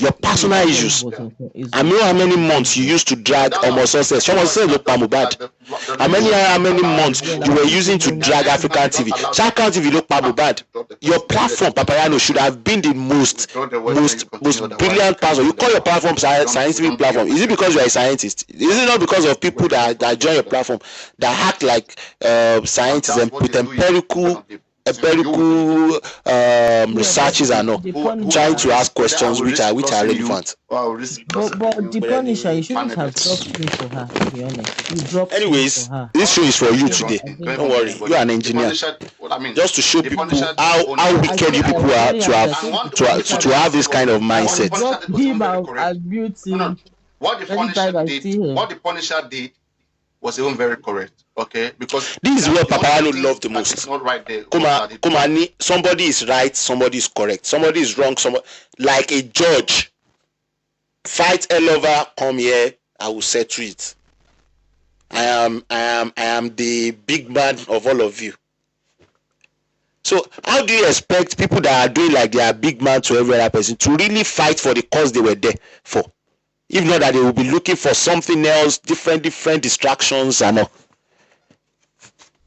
Ask me if Papariano is not distracted with J4M. Papariano will talk J4M small before you know it. And that gave so many people confidence to change their life to that. I came on Papariano platform with dry wealth. Dry wealth. I don't abuse, I don't do anything. But the kind of society he has built for himself, they have bully everybody around there, and of course, they are stemming from Comfy and every other person. And if you ask him, they started from his platform. Every one of them that became big bully today, they started from his platform. So he's the bigger bully, right? Yes, he's the bigger bully. If that makes any sense. Before you know it, Papariano do 5 hours show. Use 3 hours to abuse people, 1 hour to raise fund, and 1 hour to analyze.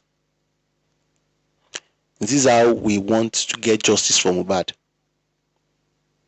This is how Mohbad would be buried and everybody will understand what by Mohbad. If not for that, you people just want to advance your own course. I keep saying it. None of you. All of you just want to advance your course. Advance what you are doing. You are hosts, you want to become big, you see the number and you want to retain it. True lies. Because if you tell the truth, you will be like Prah.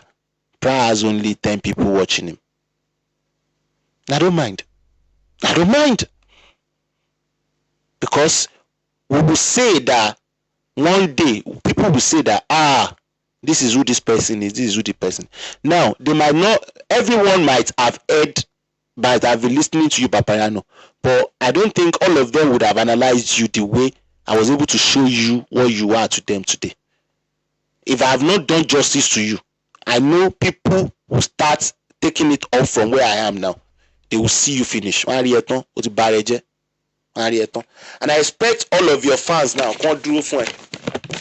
But don't only draw for it because you are standing in the wrong place. You are not even standing rightly. Because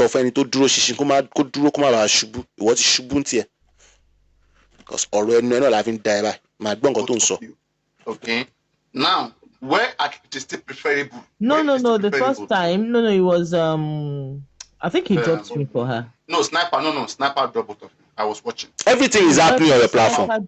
They're always fighting. That girl, there is this girl Z. That girl, you will know that one come online. Láti wá learn, láti wá sọ̀rọ̀, láti not keep gagged.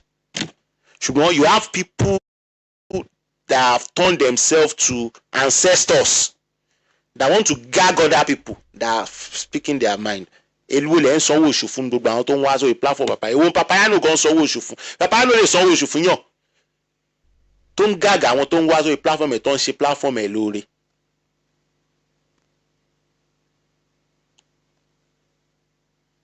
The people like Shola K and Eric Crew tó ní lórí platform ẹ̀ lónìí Papariano.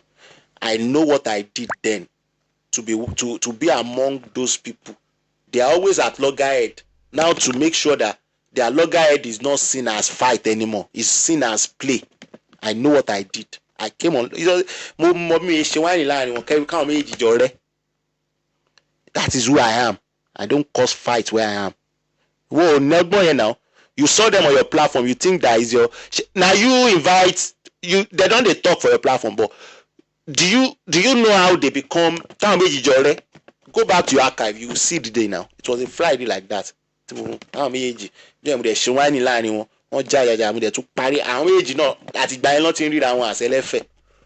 check it now. Go and check it. I expect your platform to be the most liberal. Platform just with your ego that doesn't have meaning. You are still egocentrical, as old as you are. Listening to things and can't tell the truth, as old as you are. Forgetting that people are listening to you, irrespective of how you want to lie. You are still trying to play